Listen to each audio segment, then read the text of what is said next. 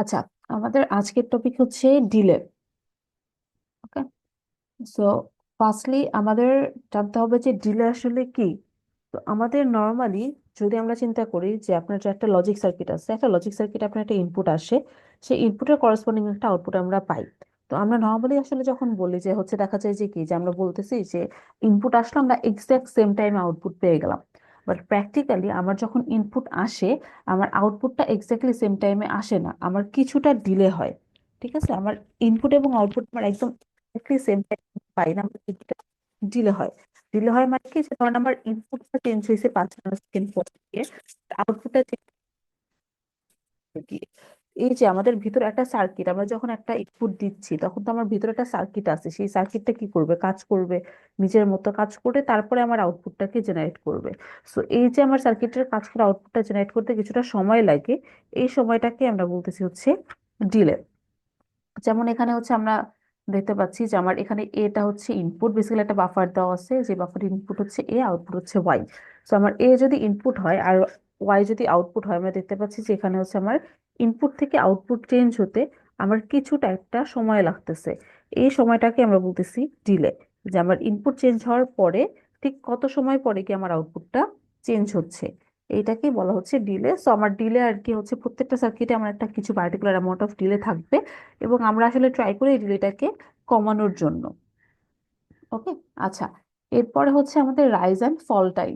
তো rise and fall time কি, আমরা যদি একটা সিগন্যালের কথা চিন্তা করি, এটা আসলে ডিল মানে রাইজ অ্যান্ড ফল টাইম হচ্ছে আমার যে কোনো সিগন্যালের জন্যই। ধর একটা পার্টিকুলারলি আমার একটা সিগন্যাল আছে। তো নর্মালি আমরা যদি ডিজিটাল সিগন্যাল চিন্তা করি, আমরা আসলে ভাবি যে সিগন্যালটা একদম এরকম শার্প, একদম হচ্ছে একদম শার্প চেঞ্জ হচ্ছে 0 থেকে 1, এটা আমার 0 1। জিরো থেকে ওয়ান আমাদের ভাবে শার্প চেঞ্জ হয়, আবার 1 থেকে 0 আমাদের শার্প চেঞ্জ হয়। বাট প্র্যাকটিক্যালি আসলে আমাদের এভাবে একদম শার্পলি চেঞ্জ হইতে পারে না। সিগন্যালটা চেঞ্জ হতে আমাদের কিছুটা সময় লাগে। দেখা যায় যে আমার এভাবে বাড়তেছে, আবার কমার টাইমেও কি এভাবে হচ্ছে আমাদের কমতেছে। তো এই যে শার্প চেঞ্জ না হয়ে আমার একটা গ্র্যাজুয়াল ইনক্রিজ বা গ্র্যাজুয়াল ডিক্রিজ হয়, বা আপনি বলতে পারেন যে আমার কিছুটা সময় লাগে। আমরা একদম ইনস্ট্যান্ট সেম ইনস্ট্যান্টেই আমার 0 থেকে 1 হয়ে যায় না, আমার 0 থেকে 1 হইতে বা 1 থেকে 0 হতে আমার কিছুটা সময় লাগে। ঠিক আছে, সো এই যে চেঞ্জ হতে যে সময়টা লাগে, এগুলোকে আমরা হচ্ছে রাইজ টাইম বা ফল টাইম বলি। তো রাইজ টাইম হবে কি তাহলে, যে হচ্ছে আমাদের রাইজ হইতে যে সময়টা লাগতেছে, আপনি বলতে পারেন যে হচ্ছে আমরা যখন সিগন্যালটা রাইজ হওয়া মানে কি, যে আমার 0 থেকে 1 হওয়া, 0 থেকে 1 হওয়াটা কি আমাদের রাইজিং। ঠিক আছে, তাহলে এই জিনিসটা হচ্ছে আমাদের রাইজিং, আর এটা হচ্ছে আমাদের ফলিং। ফল মানে কি, যে আমার 1 থেকে 0 হওয়া, আর রাইজ মানে হচ্ছে 0 থেকে 1 হওয়া। তো 0 থেকে 1 হইতে যে সময়টা লাগতেছে সেটাকে আমরা বলতেছি রাইজ টাইম, আর 1 থেকে 0 হতে যে সময়টা লাগতেছে সেটাকে আমরা বলতেছি ফল টাইম। তো আসলে রাইজ টাইম ফল টাইম আমরা একদম 0 থেকে 1 মানে এখান থেকে এই পুরো টাইমটুকুকে নেই না, আমরা যেটা ডিফাইন করি সেটা হচ্ছে 20% থেকে 80%। ঠিক আছে, আমরা যেটা ডিফাইন করি সেটাকে আমরা বলি হচ্ছে 20% টু 80%।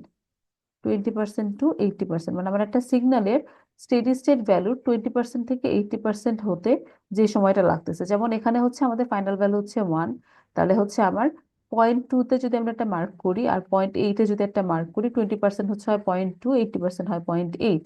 সো পয়েন্ট 2 থেকে পয়েন্ট 8-এ যেতে যে সময়টা লাগতো সেটা রাইজ টাইম, আমরা ইন্ডিকেট করি টি আর দিয়ে। সেম ভাবে ফল টাইমের ক্ষেত্রে আমার 80% থেকে 20%-এ নামতে যে সময়টা লাগবে, রাইস টাইমের ক্ষেত্রে হচ্ছে 20% টু 80%-এ উঠতে যে সময়টা লাগবে, ফল টাইমের ক্ষেত্রে হচ্ছে 80% থেকে 20%-এ নামতে যে সময়টা লাগবে সেটা হচ্ছে ফল টাইম। সো ফল টাইমকে আমরা ইন্ডিকেট করি হচ্ছে টি এফ দিয়ে। ঠিক আছে, এবং এই সার্কিটের উপর ডিপেন্ড করে আমাদের রাইস টাইম ফল টাইম এগুলো আমাদের ডিফারেন্ট হতে পারে। ওকে, আচ্ছা। এটা হচ্ছে আমাদের যে কোনো একটা পার্টিকুলার সিগন্যালের জন্য, যেমন একটা পার্টিকুলার সিগন্যালের ক্ষেত্রে আমার হচ্ছে সিগন্যালটা একদম শার্পলি রাইজ বা শার্পলি ফল হতে পারে না, সেটা আবার ইনপুট সিগন্যাল হোক বা আউটপুট সিগন্যাল হোক। তো আমাদের এই যখন আমরা হচ্ছে রাইজ হয় মানে আমাদের 0 থেকে 1 হয়, তখন আমাদের কিছুটা সময় লাগে। সেম ভাবে যখন আমরা একটা সিগন্যাল 1 থেকে 0 নামে বা ফল হয়, তখন আমাদের কিছুটা সময় লাগে। তো আমার সিগন্যাল 20% টু 80%, মানে 20% থেকে 80%-এ রাইজ হতে যে সময়টা লাগে সেটাকে আমরা বলি রাইজ টাইম, আর 80% থেকে 20%-এ নামতে যে সময়টা লাগে সেটাকে আমরা বলি হচ্ছে ফল টাইম। আচ্ছা, এরপরে হচ্ছে আমাদের প্রপাগেশন এন্ড কন্টামিনেশন ডিলে। তো আমরা বলছি যে আমার একটা ইনপুট যখন দেওয়া থাকবে, যেখানে আমাদের হচ্ছে একটা ইয়া দেওয়া হচ্ছে, আমাদের এখানে হচ্ছে একটা পার্টিকুলারলি ইয়া সার্কিট দেওয়া আছে, একটা বাফার সার্কিট দেওয়া আছে, যেখানে আমার ইনপুট হচ্ছে এ আর আউটপুট হচ্ছে ওয়াই। সো তার মানে কি যে আমার ইনপুটে যা দিব আউটপুটে আমরা তাই পাবো। সো আমার এখানে আমি কি একটা ইনপুট দিছি এ, তারপর আমরা করসপন্ডিং আউটপুট পাচ্ছি। বাট আমাদের ইনপুট দেওয়ার সাথে সাথে আমাদের সেম টাইমে গিয়ে কিন্তু আউটপুটটা চেঞ্জ হয় নাই, আউটপুটটা আমার কিছুটা পরে গিয়ে চেঞ্জ হয়েছে। সো আমাদের যে আউটপুটটা যতক্ষণ পরে গিয়ে চেঞ্জ হয়েছে সেটা হচ্ছে আমরা ডিলে। তো আমরা যখন ডিলে ক্যালকুলেট করি তখন আসলে আমরা কোন পয়েন্ট থেকে ইনপুট স্টার্ট মানে চেঞ্জ হওয়া স্টার্ট হয়েছে বা কোন পয়েন্ট থেকে ইনপুট ফাইনালি চেঞ্জ মানে চেঞ্জ হওয়া শেষ হয়েছে এগুলা চিন্তা করি না। আমরা নিয়ে হচ্ছে মিড পয়েন্ট, যে আবার ইনপুটের 50% চেঞ্জ হওয়ার পর আউটপুটের 50% চেঞ্জ আসতে, ঠিক আছে, ইনপুটের 50% চেঞ্জ হওয়ার পর থেকে আউটপুটের 50% চেঞ্জ আসতে যে সময়টা লাগে সেটাকে আমরা বলি হচ্ছে ডিলে। এটা করার রিজন হচ্ছে এখানে তো আমার ইনপুট এবং output same. So input zero হলে আউটপুট জিরো হতে মানে ইনপুট জিরো আসছে আউটপুট জিরো হতে কত সময় লাগতেছে, বা ইনপুট ওয়ান বা আউটপুট ওয়ান হতে কত সময় লাগতেছে। বা যদি ইনভার্টার হয় সেক্ষেত্রে আসলে উল্টা হয়ে যাবে, আর ইনপুট ওয়ান হয়ে গেছে আউটপুট জিরো। সো আমরা এগুলো কনফিউশন অ্যাভয়েড করার জন্য আমরা 50% নিই। 50% নিলে অলওয়েজ যেটা সুবিধা হয় যে আপনার যদি মানে ভোল্টেজ লেভেলগুলো কি থাকবে, জিরো আর ভিডিডি। সো অলওয়েজ আপনার ভিডিডি বাই টু। সো ইনপুটের জন্য আউটপুট যাই চেঞ্জ হোক না কেন, মানে ইনপুট ওয়ান হলে আউটপুট যদি জিরো হয়, বা আউটপুট ইনপুট জিরো হলে যদি আউটপুট ওয়ান হয়, বা input one output one, what ever the combination, ultimately কি হবে যে আমার ইনপুটের 50% থেকে আউটপুটের 50% চেঞ্জ, মানে আমার ইনপুট ভিডিডি বাই টু কখন হয়েছে আর আউটপুট ভিডিডি বাই টু কখন হয়েছে, ভ্যালুগুলো সেম থাকতেছে অলওয়েজ, মানে সেম ভ্যালু পাচ্ছি আমরা যে ভিডিডি বাই টু থেকে ভিডিডি বাই টু। ইনপুট যে টাইমে গিয়ে ভিডিডি বাই টু হয়েছে সেখান থেকে আউটপুট যে টাইমে গিয়ে ভিডিডি বাই টু হয়েছে, এই দুটার মাঝে যে টাইম ডিফারেন্স সেটাকে আমরা বলতেছি হচ্ছে ডিলে।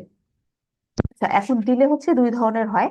একটাকে আমরা বলি হচ্ছে কন্টামিনেশন ডিলে, আর একটা বলি হচ্ছে প্রপাগেশন ডিলে। তো কন্টামিনেশন ডিলে হচ্ছে ওর্স্ট কেস ডিলে, আর প্রপাগেশন ডিলেটা হচ্ছে বেস্ট কেস ডিলে। এখন ওর্স্ট কেস ডিলে আর বেস্ট কেস ডিলে বলতে আমরা আসলে কি বুঝাচ্ছি? তো ধরেন একটা লজিক সার্কিট, আমরা ধরেন একটা এন্ড গেট আছে, ঠিক আছে, লজিক সার্কিট আছে একটা এন্ড গেট। সো এই এন্ড গেট আপনি যদি চিন্তা করেন টু ইনপুট ধরেন এন্ড গেট, পসিবল কম্বিনেশন কয়টা, তিনটা, যে চারটা সরি, জিরো জিরো তে জিরো, জিরো ওয়ানে জিরো, ওয়ান জিরোতে জিরো, আর ওয়ান ওয়ানে হচ্ছে আমার ওয়ান। সো এই যে চারটা পসিবল কম্বিনেশন আছে, এই চারটা পসিবল কম্বিনেশনের জন্য আমার ডিলে সেম নাও হতে পারে। ওকে, আমার চারটা পসিবল কম্বিনেশনের জন্য ডিলে সেম নাও হতে পারে, কারণ আমরা জানি যে আমরা আমরা তো আসলে সিমস নেটওয়ার্ক শিখছি, তাই না? সিমস নেটওয়ার্কে কি থাকে, একটা পুল আপ নেটওয়ার্ক থাকে, একটা পুল আপ নেটওয়ার্ক থাকে, একটা পুল ডাউন নেটওয়ার্ক থাকে। সো পুল আপ নেটওয়ার্কের কাজ হচ্ছে ওয়ান প্রোভাইড করা, পুল ডাউন নেটওয়ার্কের কাজ হচ্ছে জিরো প্রোভাইড করা। সেখানে ওয়ান ওয়ান কম্বিনেশন, এই ওয়ান ওয়ান কম্বিনেশনে যে আউটপুট আমার ওয়ান আসবে, সেই ওয়ানটা আসবে কিসের কারণে, পুল আপ নেটওয়ার্কের কারণে। সো পুল আপ নেটওয়ার্কে কি থাকে, আবার পিমস থাকে। সো আমার যখন ওয়ান ওয়ান ইনপুট থাকবে তখন আমার পিমস নেটওয়ার্কটা অ্যাক্টিভ থাকবে। সো পিমস নেটওয়ার্কটা অ্যাক্টিভ থেকে আমার আউটপুটটাকে ওয়ান করে দিবে। সো তখন একটা পার্টিকুলার অ্যামাউন্ট অফ টাইম লাগবে। আর বাকি তিনটা কেসে আমাদের পুল ডাউন নেটওয়ার্ক কাজ করবে। এখন বাকি তিনটা কেসে আমার পুল ডাউন নেটওয়ার্ক কাজ করবে। সো ওই কেসে দেখেন আমার হচ্ছে আবার আউটপুট ইনপুট কম্বিনেশন আছে তিনটা। জিরো জিরোর জন্য আমি আউটপুট জিরো পাচ্ছি, জিরো ওয়ানের জন্য আউটপুট জিরো পাচ্ছি, ওয়ান জিরোর জন্য আউটপুট জিরো পাচ্ছি। সো বেসিক্যালি এই প্রত্যেকটা কম্বিনেশনে তো আমার same amount of transistor active থাকে না, আমার এক একটা কম্বিনেশন আমার এক এক নাম্বার অফ ট্রানজিস্টর অ্যাক্টিভ থাকবে। সো দেখা যাবে যে এই যে আমরা তিনটা জিরো পাচ্ছি, এই তিনটা জিরোর কেসে আমার হচ্ছে আউটপুটের ডিলেটা সেম হবে না। এই জিরো জিরো কম্বিনেশন আমি একরকম ডিলে পাবো, জিরো ওয়ান কম্বিনেশন অন্যরকম ডিলে পাবো, ওয়ান জিরোতে গিয়ে অন্যরকম ডিলে পাবো। তো দেখা যাচ্ছে যেখানে চারটা পার্টিকুলার কম্বিনেশন আছে এবং এই চারটা কম্বিনেশনে আমাদের ডিলের অ্যামাউন্টটা চার রকম হবে। ঠিক আছে, তো আমাদের এখানে চার ডিফারেন্ট। এর মধ্যে লোয়েস্ট পসিবল ডিলে যেটা, লোয়েস্ট পসিবল ডিলে যেটা সেটা হচ্ছে আমাদের কন্টামিনেশন ডিলে, বা এটাকে আমরা বলতেছি হচ্ছে বেস্ট কেস ডিলে। আর এই চারটা ডিলের ভিতর যেটা সব থেকে বেশি ডিলে, সব থেকে বেশি যেটা ডিলে বা ওর্স্ট কেস ডিলে সেটাকে আমরা বলতেছি প্রোপাগেশন ডিলে। তার মানে বেসিক্যালি হচ্ছে যে আমাদের ডিফারেন্ট ইনপুট কম্বিনেশনের জন্য আমার আউটপুট ডিলেটা ডিফারেন্ট হতে পারে। তো আমার যতগুলো পসিবল ডিলে আছে এর ভিতর যেটা মিনিমাম ডিলে সেটাকে আমরা বলবো হচ্ছে কন্টামিনেশন ডিলে, আর যেটা ম্যাক্সিমাম ডিলে সেটাকে আমরা বলবো হচ্ছে propagation delay. So contamination delay এই জন্য হচ্ছে আমাদের বেস্ট কেস সিনারিও, আর প্রপাগেশন ডিলেটা হচ্ছে আমাদের ওর্স্ট কেস সিনারিও। বা আমরা অন্যভাবে যদি চিন্তা করতে পারি যে প্রপাগেশন ডিলেটা কি, প্রপাগেশন ডিলেটা হচ্ছে যে ম্যাক্সিমাম যে টাইম পর্যন্ত আমার আউটপুটটা আগের ভ্যালুতে রিটার্ন করতেছে। অন্যভাবে বলে যে ম্যাক্সিমাম যে টাইম পরে গিয়ে আমার আউটপুটটা চেঞ্জ হচ্ছে, ম্যাক্সিমাম যে টাইমটা পরে গিয়ে আমার আউটপুট চেঞ্জ হচ্ছে বলতে হচ্ছে প্রপাগেশন ডিলে। আর মিনিমাম যে টাইম পর্যন্ত আমার আউটপুটটা আগের ভ্যালু রিটার্ন করে রাখতেছে সেটাকে আমরা বলতেছি হচ্ছে কন্টামিনেশন ডিলে। মিনিমাম যে টাইমটুকু আমার আউটপুট আগের ভ্যালু ধরে রাখবে সেটা হচ্ছে কন্টামিনেশন ডিলে, আর ম্যাক্সিমাম যে টাইম পরে গিয়ে আমার আউটপুটটা নতুন ভ্যালুতে রিচ করবে সেটা হচ্ছে তার প্রপাগেশন ডিলে। সো এখানে দেখেন আমাদের হচ্ছে গ্রাফিক্যালি এটা এক্সপ্লেন করা আছে। আমরা যদি এখানে দেখি যে আমাদের ডিফারেন্ট কম্বিনেশনের জন্য তো আমরা বলছি যে আউটপুটটা ডিফারেন্ট হতে পারে। সো এই যে দেখেন চারটা, এখানে আসলে আমাদের যে ইনপুট দুইটাই দেওয়া আছে, আমাদের হচ্ছে 1 থেকে 0 দেওয়া আছে, আবার 0 থেকে 1ও দেওয়া আছে। মানে বেসিক্যালি তো আমাদের আসলে ইনপুট দুইটাই চেঞ্জ হতে পারে। সো এখানে হচ্ছে দুইটাই আঁকা আছে, এটা কি যে আমাদের 1 থেকে 0 হয়েছে, আবার এখানে কি দেওয়া আছে যে আবার 0 থেকে 1 হয়েছে। সো করেসপন্ডিংলি আমার আউটপুটও কি হতে পারে, যে 1 থেকে 0 হতে পারে বা 0 থেকে 1 হতে পারে। সো আমাদের ডিলে কিন্তু অনেকগুলা হইতে পারে, সেখানে প্রত্যেকটা ডিলে আলাদা করে রাখা আছে। এই যে দেখেন যে আমার এখানে গিয়ে আউটপুট চেঞ্জ হতে পারে, এই পয়েন্টে গিয়ে আউটপুটটা চেঞ্জ হতে পারে, এই পয়েন্টে গিয়ে আউটপুট চেঞ্জ হতে পারে, ফাইনালি আমার এই পয়েন্টে গিয়ে আউটপুট চেঞ্জ হতে পারে। এটা হচ্ছে কি যে আমার 0 থেকে 1 হওয়া, 1 থেকে 0 হওয়ার জন্য কি সেম এখানে চেঞ্জ হতে পারে। আচ্ছা,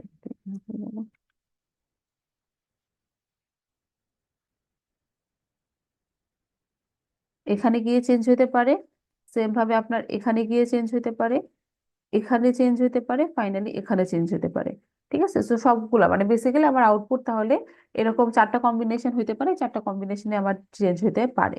সো এখন আমরা দেখতে পাচ্ছি যে এগুলোর ভিতরে সব থেকে মিনিমাম পয়েন্ট হচ্ছে এটা, যে আমার মিনিমাম এই টাইম পরে গিয়ে আউটপুট চেঞ্জ হচ্ছে, আর ম্যাক্সিমাম পয়েন্ট হচ্ছে এটা যে আমার ম্যাক্সিমাম এত টাইম পরে গিয়ে আউটপুট চেঞ্জ হচ্ছে। তাহলে আমার ইনপুটের 50% চেঞ্জ তো ছিল এখানে। সো এখান থেকে এই যে এই পর্যন্ত আসতে যে সময়টা লাগছে এটাকে দেখেন লেখা আছে TCD বা কন্টামিনেশন ডিলে। আর এখান থেকে এই পর্যন্ত যেতে যে সময়টা লাগছে সেটাকে দেখেন লেখা আছে TPD বা প্রপাগেশন ডিলে। ওকে, তো হচ্ছে কন্টামিনেশন ডিলেকে আমরা TCD দিয়ে লিখি, আর প্রপাগেশন ডিলেকে আমরা লিখি হচ্ছে TPD দিয়ে। ঠিক আছে, বোঝা গেছে। তো বেসিক্যালি আমাদের কন্টামিনেশন ডিলেটা হচ্ছে আমাদের বেস্ট কেস ডিলে, যে আমার হচ্ছে মিনিমাম যে টাইম পরে গিয়ে আমার আউটপুটটা চেঞ্জ হয়। আর প্রপাগেশন ডিলেটা হচ্ছে আমাদের ওর্স্ট কেস ডিলে, যে ম্যাক্সিমাম যে টাইম পরে গিয়ে আমার আউটপুটটা চেঞ্জ হচ্ছে। TCDটা হচ্ছে আমাদের মিনিমাম, যে আমার যতগুলা ডিলে আছে এর মধ্যে মিনিমাম যেটা সেটা হচ্ছে আমাদের কন্টামিনেশন, আর যতগুলা পসিবল ডিলে আছে এর ভিতর যেটা ম্যাক্সিমাম সেটা হচ্ছে আমাদের প্রপাগেশন ডিলে। আচ্ছা, এখন হচ্ছে আবার আমাদের ডিফিনেশনের ভিতর আমরা আসবে আবার হচ্ছে রাইজ অ্যান্ড ফল। ঠিক আছে, তো আমাদের যেটা দেখা যায় যে কন্টামিনেশন এবং প্রপাগেশন ডিলে তো আছেই, আবার এখানে যেমন এই কেসটাতে আমরা যখন টাইমিং ডায়াগ্রাম দেখতেছিলাম আমরা দেখতেছিলাম যে রাইজ হোক ফল হোক আমাদের টাইম সেমই লাগতেছে, রাইজ বা ফল দুটার ক্ষেত্রে আমাদের মিনিমাম এবং ম্যাক্সিমাম ডিলেটা সেম। ওকে, বাট সার্কিট তো আমাদের আসলে এমন নাও হইতে পারে, আমাদের সার্কিট এমন হইতে পারে যে আমাদের রাইজিং এর ক্ষেত্রে ডিলেগুলো ডিফারেন্ট, ফলিং এর ক্ষেত্রে ডিলেগুলো ডিফারেন্ট, মানে আমাদের সিগন্যালটা সিমেট্রিক অ্যাকচুয়ালি না। ঠিক আছে, আমাদের এমন হইতে পারে যে আমার রাইজিং এর ক্ষেত্রে ডিলে গুলো হচ্ছে আপনার ডিফারেন্ট লাগতেছে, ফলের ক্ষেত্রে ডিলে গুলো হচ্ছে আপনার ডিফারেন্ট লাগতেছে।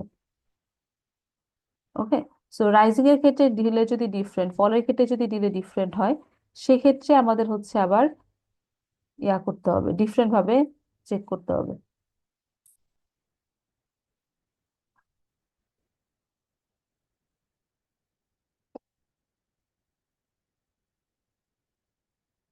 So আমাদের হচ্ছে রাইজিং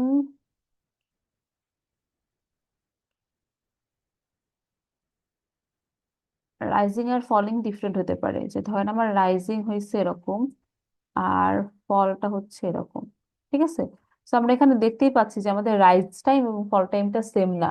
অন্যভাবে চিন্তা করতে যে রাইজ ডিলে এবং ফল ডিলেটা সেম নাও হতে পারে। সো রাইজ টাইম ফল টাইম ডিফারেন্ট হতে পারে, রাইজ ডিলে ফল ডিলে ডিফারেন্ট হতে পারে। সো যেহেতু রাইজ ডিলে ফল ডিলে ডিফারেন্ট হতে পারে, মানে ধরেন আমার যদি একটা বাফারই চিন্তা করি, একটা বাফারই আছে,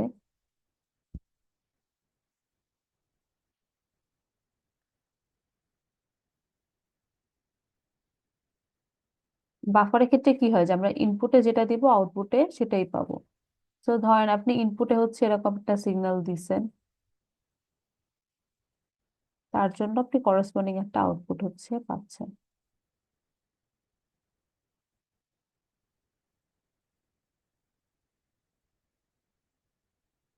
তো আমার এখান থেকে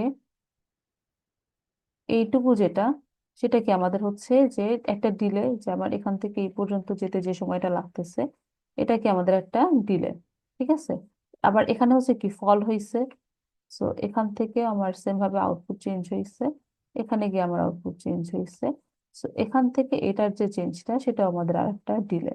ওকে, বাট আপনি যদি একটু খেয়াল করে দেখেন এই দুটো ডিলের ভ্যালু কিন্তু সেম না, এখানকার ডিলেটা কম এখানকার ডিলেটা বেশি। ওকে, সো আমার এখানে কি হচ্ছিল যে আমার আউটপুটটা রাইজ করতেছিল, এই পয়েন্টটাতে আউটপুটটা রাইজ করতেছিল। সো এখানে যে ডিলেটা ছিল সেটাকে আমরা বলবো হচ্ছে রাইজিং প্রপাগেশন ডিলে, টিপিডিআর। আর এখানে গিয়ে আমার আউটপুটটা কি করছিল, ফল করছিল। সো এখানে আমাদের যে প্রপাগেশন ডিলেটা আমরা পাবো সেটাকে আমরা বলবো হচ্ছে ফলিং প্রপাগেশন ডিলে বা টিপিডিএফ। সো আমাদের রাইজিং এর টাইম এবং ফলিং এর টাইম আমাদের ডিলে সেম নাও হতে পারে। তো আমাদের হচ্ছে আউটপুট যখন রাইজ করবে বা আউটপুট যখন 0 থেকে 1 হচ্ছে, ওই কেসে আমার যে প্রপাগেশন ডিলেটা পাওয়া যাবে সেটাকে আমরা বলবো হচ্ছে রাইজিং প্রপাগেশন ডিলে। আর আউটপুটটা যখন ফল করবে বা হচ্ছে আমাদের আউটপুটটা যখন 1 থেকে 0-তে যাবে, তখন যে আমরা প্রপাগেশন ডিলেটা পাবো সেটাকে আমরা বলবো হচ্ছে ফলিং প্রপাগেশন ডিলে।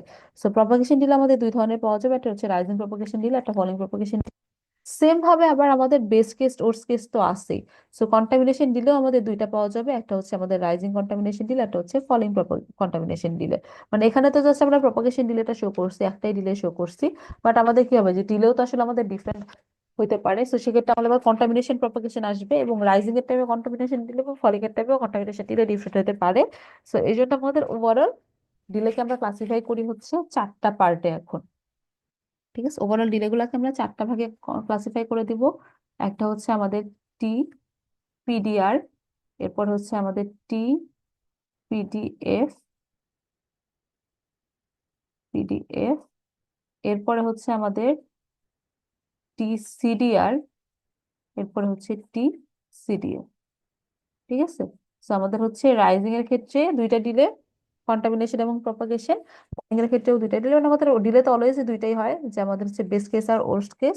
বেস কেসটা হচ্ছে কন্টামিনেশন, আর হচ্ছে ওর্স্ট কেসটা হচ্ছে প্রপাগেশন। আবার হচ্ছে আমরা দেখতেছি যে রাইজিং দিলে ফলিং দিলে ডিফারেন্ট হতে পারে, সেই জন্য আমরা আবার আবার ওগুলাকে সাব ক্লাসিফিকেশন করছি, যে আমাদের রাইজিং এর কন্টামিনেশন দিলে, রাইজিং এর ইয়া দিলে প্রপাগেশন দিলে, আবার ফলিং এর কন্টামিনেশন দিলে, ফলিং এর হচ্ছে ইয়া দিলে। ওকে, সো এখান থেকে তাহলে আমরা যেটা করতে পারি যে আমাদের ডিলে আসবে টোটাল হচ্ছে 4 ধরনের। আচ্ছা, এখন এই যে ডিফারেন্ট ডিলে গুলো আমরা কেন পাচ্ছি, এটা আমি অলরেডি বললাম যে আমাদের ডিফারেন্ট ইনপুট কম্বিনেশনে আসলে আমাদের কি হতে পারে, ডিলে গুলো ডিফারেন্ট হতে পারে। তো এই জন্য যেটা দেখা যায় যে আমাদের হচ্ছে ডিলে, মানে আমরা অনেকগুলো পসিবল ডিলে পাই। এর মধ্যে যেটা মিনিমাম সেটাকে হচ্ছে আমরা বলি হচ্ছে কন্টামিনেশন, যেটা ম্যাক্সিমাম সেটাকে আমরা বলি হচ্ছে প্রপাগেশন।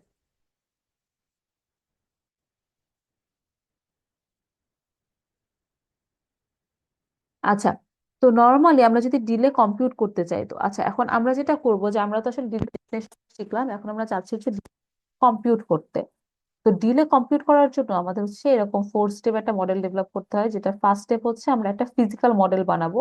সেকেন্ড হচ্ছে আমরা ডিফারেন্সিয়াল ইকুয়েশন লিখবো। থার্ড হচ্ছে ইকুয়েশনটাকে সলভ করে এরপরে হচ্ছে আমরা ডিলে বের করবো, যে ডিলে হচ্ছে আমাদের আউটপুট যখন VDD/2 তে রিচ করতেছে, সেটা হচ্ছে আমাদের ডিলে। ওকে, সো আমাদের হচ্ছে এই ডিলেটা ক্যালকুলেট করার জন্য ফার্স্ট কাজ হচ্ছে একটা ফিজিক্যাল মডেল ডেভেলপ করা। ফিজিক্যাল মডেল ডেভেলপ করা মানে কি, আপনার যখন একটা সার্কিট দেওয়া থাকতেছে, সার্কিট বলতে আপনার একটা ধরেন হচ্ছে লজিক গেট বলা থাকলো, যেটা অ্যান্ড গেট, অ্যান্ড গেটের ডিলে ক্যালকুলেট করতে হবে। সো ফার্স্ট কাজ হবে আমাদের অ্যান্ড গেটের যে সিমস সার্কিটটা সেটা বিল্ড করা। এরপরে আমার অ্যান্ড গেটের আউটপুট এবং ইনপুটকে ডেসক্রাইব করে একটা ডিফারেন্সিয়াল ইকুয়েশন লিখতে হবে, এরপর সেটাকে সলভ করবে, করে সেখান থেকে হচ্ছে আমাদের ডিলেটা ক্যালকুলেট করতে হবে। তো এখানে যদি আমরা দেখি, একটা ইনভার্টারের ট্রানজিয়েন্ট রেসপন্স দেওয়া আছে, বা বেসিক্যালি একটা ইনভার্টারের ডিলে ক্যালকুলেট করা আছে। সো ফার্স্ট কাজ কি হবে, আমাদের হচ্ছে ইনভার্টারের সার্কিটটা আঁকা। সো এখানে সেটাই করা হয়েছে, যে আমার ইনভার্টারের একটা সার্কিট এঁকে ফেলা হয়েছে। ওকে, সো আমাদের একটা ইনভার্টারের সার্কিট আমরা এখানে এঁকে ফেলছি। তো ইনভার্টারের সার্কিটটা আঁকা হয়ে গেলে এরপর আমরা কি করছি, যেখানে আমরা ইনভার্টারে আমরা ইনপুট দিছি হচ্ছে এটা, এই ইনভার্টার আমার ইনপুট দেওয়া আছে হচ্ছে এটা, যে আমার T0 টাইম পর্যন্ত হচ্ছে ইনপুটটা ছিল 0। T0 এর পরে কি আমার ইনপুট হয়ে গেছে 1। ঠিক আছে, মানে ডিজিটাল ভ্যালু চিন্তা করলে এটা আর কি 1 এখানে। তো আমার T0 এর যখন আমার লেস দেন T0 টাইম, যখন টি লেস দেন যখন T0, তখন হচ্ছে আমার ইনপুট হচ্ছে 0। পর হচ্ছে T less than T0, V in হচ্ছে আমাদের 0। আর যখন হচ্ছে T greater than equals to T0, এখানে গিয়ে হচ্ছে আমাদের বি ইন হয়ে গেছে ভিডিডির সমান। ভিডিডি মানে তো আলটিমেটলি আমাদের 1। সো ভি হয়ে গেছে ভিডিডির সমান। আচ্ছা, এখন নেক্সট কাজ হবে যে আমাদের একটা ইনপুট এবং আউটপুটকে ডেসক্রাইব করে আমরা একটা কি করব, ইয়া লিখবো, ইকুয়েশন লিখবো। আচ্ছা, তো এখানে যেটা আমরা চিন্তা করতে পারি যে আমাদের হচ্ছে, এটা তো আমাদের বেসিক ইনভার্টার সার্কিট, এই ইনভার্টার সার্কিটের সাথে একটা লোড লাগানো আছে, দেখেন একটা ক্যাপাসিটেন্স আছে। ক্যাপাসিটেন্সটা কেন আসতেছে, যে আমার এই যে ইনভার্টারটা যেটা আসতেছে, সেই ইনভার্টারটা তো আমাদের আরেকটা সার্কিটের ইনপুট হিসাবে যাবে। তো একটা সার্কিটের ইনপুট হিসাবে গেলে ওই সার্কিটটার যে একটা ক্যাপাসিটেন্স থাকে, সেই ক্যাপাসিটেন্সটা আমার লোড ক্যাপাসিটেন্স হিসাবে আসে। ঠিক আছে, আমার যে সার্কিট, এই ইনভার্টার সার্কিটের আউটপুটটা আমার যে সার্কিটে যাবে সেটাকে বলতেছি হচ্ছে আমরা লোড। ওই লোড সার্কিটে যদি একটা ইনপুট ক্যাপাসিটেন্স থাকে তাহলে সেটা আসলে আমার এই আউটপুট টার্মিনালের সাথে কানেক্টেড হয়ে যাবে, বা ওইটা আমার এই ইনভার্টার সার্কিটের লোড ক্যাপাসিটেন্স হিসাবে আসবে। ওকে। আচ্ছা, এখন আমার যখন হচ্ছে এই সার্কিটটা যখন কাজ করবে তখন আসলে কি হবে? আমার যখন ইনপুট যখন জিরো, বি ইন যখন জিরো থাকে, বি ইন যখন জিরো, তখন কি করবে? পি মসটা অ্যাক্টিভ থাকবে।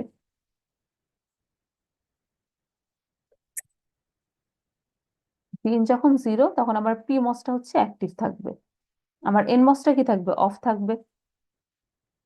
পি মস থাকবে, সো পি অ্যাক্টিভ থাকলে কি হবে? এর ভিতর দিয়ে একটা কারেন্ট ফ্লো করবে। এখন এই কারেন্টটা কোথায় যাবে? এই কারেন্টটার তো একটা কমপ্লিট পাথ লাগবে, সো এই কারেন্টটা এসে এই দিক দিয়ে ক্যাপাসিটরের ভিতর দিয়ে ফ্লো করবে। এখান থেকে পিমোস দিয়ে এসে এই ক্যাপাসিটর থেকে গ্রাউন্ডের ভিতর ফ্লো করবে, করে এই ক্যাপাসিটরটাকে কি করবে? চার্জ করবে। ততক্ষণ পর্যন্ত ক্যাপাসিটর চার্জ হইতে থাকবে যতক্ষণ না পর্যন্ত ভি আউট এর ভ্যালু ভিডিডি সমান হয়ে যায়। ওকে। ভি আউট এর ভ্যালু যখন ভিডিডি সমান হয়ে যাবে, ভি আউট এর ভ্যালু যখন ভিডিডি সমান হয়ে যাবে তখন কি হয়ে যাবে? যে আমাদের এই টার্মিনালটা কি ছিল? সোর্স, আর এটা হচ্ছে ড্রেন। পিমোস এর কি এটা সোর্স, এটা ড্রেন। তখন কি আমার ভিডিএস জিরো হয়ে যাচ্ছে? ভিডিএস জিরো হয়ে গেলে তখন আমাদের কারেন্টটা কত হয়ে যাবে? জিরো হয়ে যাবে। তখন আমার কারেন্টটা হয়ে যাবে জিরো। ঠিক আছে। সেম ভাবে আমরা যদি এখন চিন্তা করি যে আমরা হচ্ছে ইয়া করতেছি, ফার্স্টে তো এটা আমাদের কি ছিল? যে আমাদের হচ্ছে বা যখন ইনপুট জিরো বা টি লেস দেন টি নটে, তখন তাহলে আমার এটা হলো। ঠিক আছে। তাহলে আলটিমেটলি আমার এই ক্যাপাসিটরটা চার্জ হয়ে হয়ে আমার আউটপুটটাকে ভিডিডি সমান করতে যে সময়টা লাগবে সেটাই বেসিক্যালি কিন্তু আমার রাইজিং ডিলে, যে আমার আউটপুটটাকে জিরো থেকে ওয়ান হইতে কত সময় লাগতেছে। ঠিক আছে। আমি ইনপুটে জিরো দিলাম, ইনপুটে জিরো দেওয়ার পরে আমার আউটপুটটা ওয়ান হবে, এই আউটপুটটা ওয়ান হইতে আমার যত সময় লাগতেছে সেটাই কি তাহলে তার রাইজিং ডিলে। সো বেসিক্যালি এই যে আমাদের পিমস এর ভিতর দিয়ে কারেন্ট ফ্লো হয়ে ক্যাপাসিটরটা যে চার্জ হবে, এই চার্জ হতে যে সময়টা লাগবে তাহলে সেটাই কি তার রাইজিং ডিলে।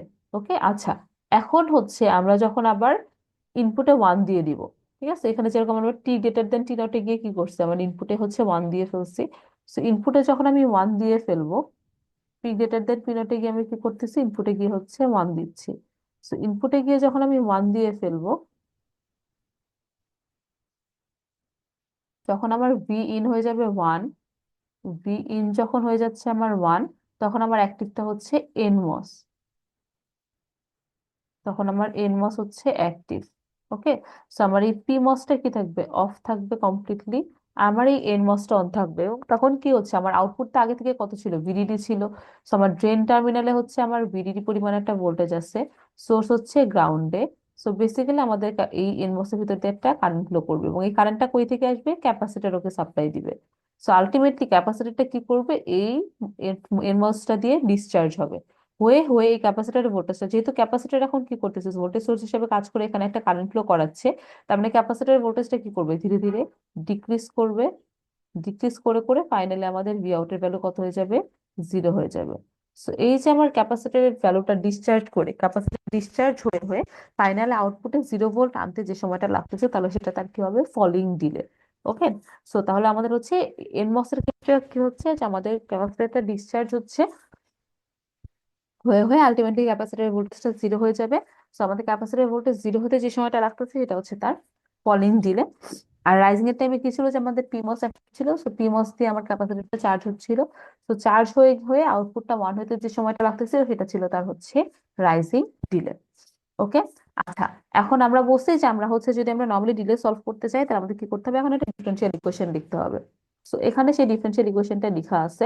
আমরা জানি ক্যাপাসিটরে যদি আপনি কারেন্টের ইকুয়েশন লিখেন, ক্যাপাসিটরের কারেন্টের ইকুয়েশন কি হয়? যে I equals to C dv dt. I equals to C dv dt. So ওইটাকে জাস্ট চেঞ্জ করে লেখা হয়েছে। আপনি চার্জিং কারেন্ট বা ডিসচার্জিং কারেন্ট, এখানে ডিসচার্জিং কারেন্টটা দিয়ে লেখা হয়েছে, আমরা এই কারেন্টটাকে চিন্তা করতেছি, এই কারেন্টটা চিন্তা করতেছি। সো আমাদের ডিসচার্জের টাইমে যে কারেন্টটা ফ্লো করতেছে এটি বরাবর। সো এখানে আমরা সেই অনুযায়ী কারেন্টের ইকুয়েশনটা লেখা হয়েছে, যে আমাদের হচ্ছে I equals to C dv dt. যেহেতু আমাদের এখানে কারেন্টের ডিরেকশনটা উল্টা, ক্যাপাসিটরটা আমার চার্জ না হয়ে ক্যাপাসিটরটা ডিসচার্জ হচ্ছে, সো এই জায়গায় হচ্ছে আমার কারেন্টের ইকুয়েশনটা আসবে মাইনাস, যে I equals to minus C dv dt. So minus C dv dt, এখানে ভি কোনটা? ভি আউট, তো আমার ক্যাপাসিটরের voltage dv out, dv out dt. So এটাকে যদি আমরা সাইড চেঞ্জ করি তাহলে হচ্ছে আমরা পাচ্ছি যে ডিভি আউট ডিটি এটা equals to minus I by C. ঠিক আছে।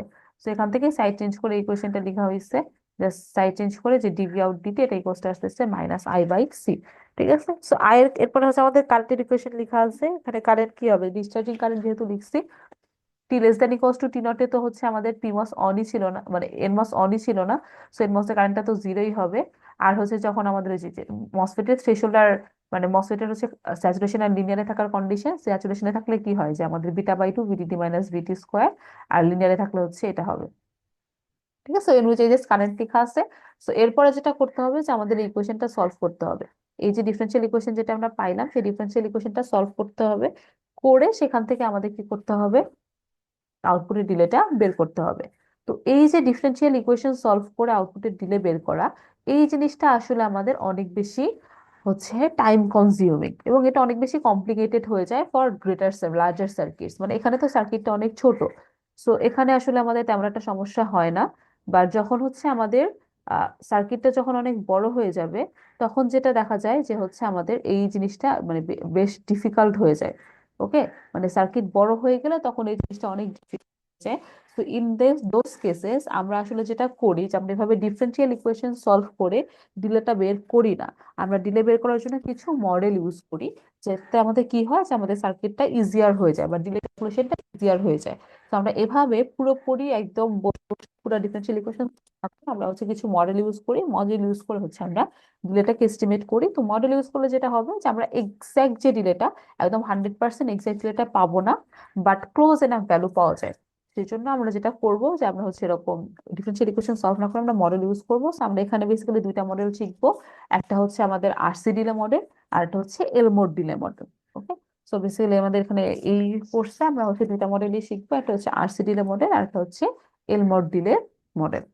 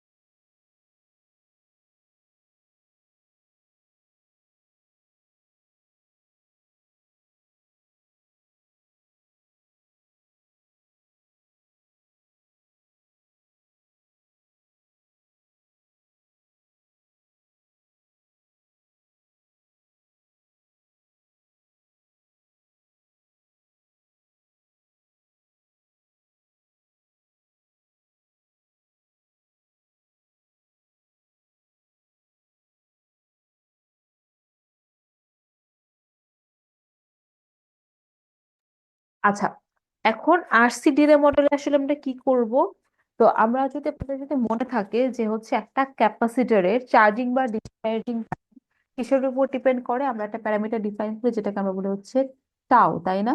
এই টাও এর ভ্যালু কত হয়, আরসি হয়, তাই না?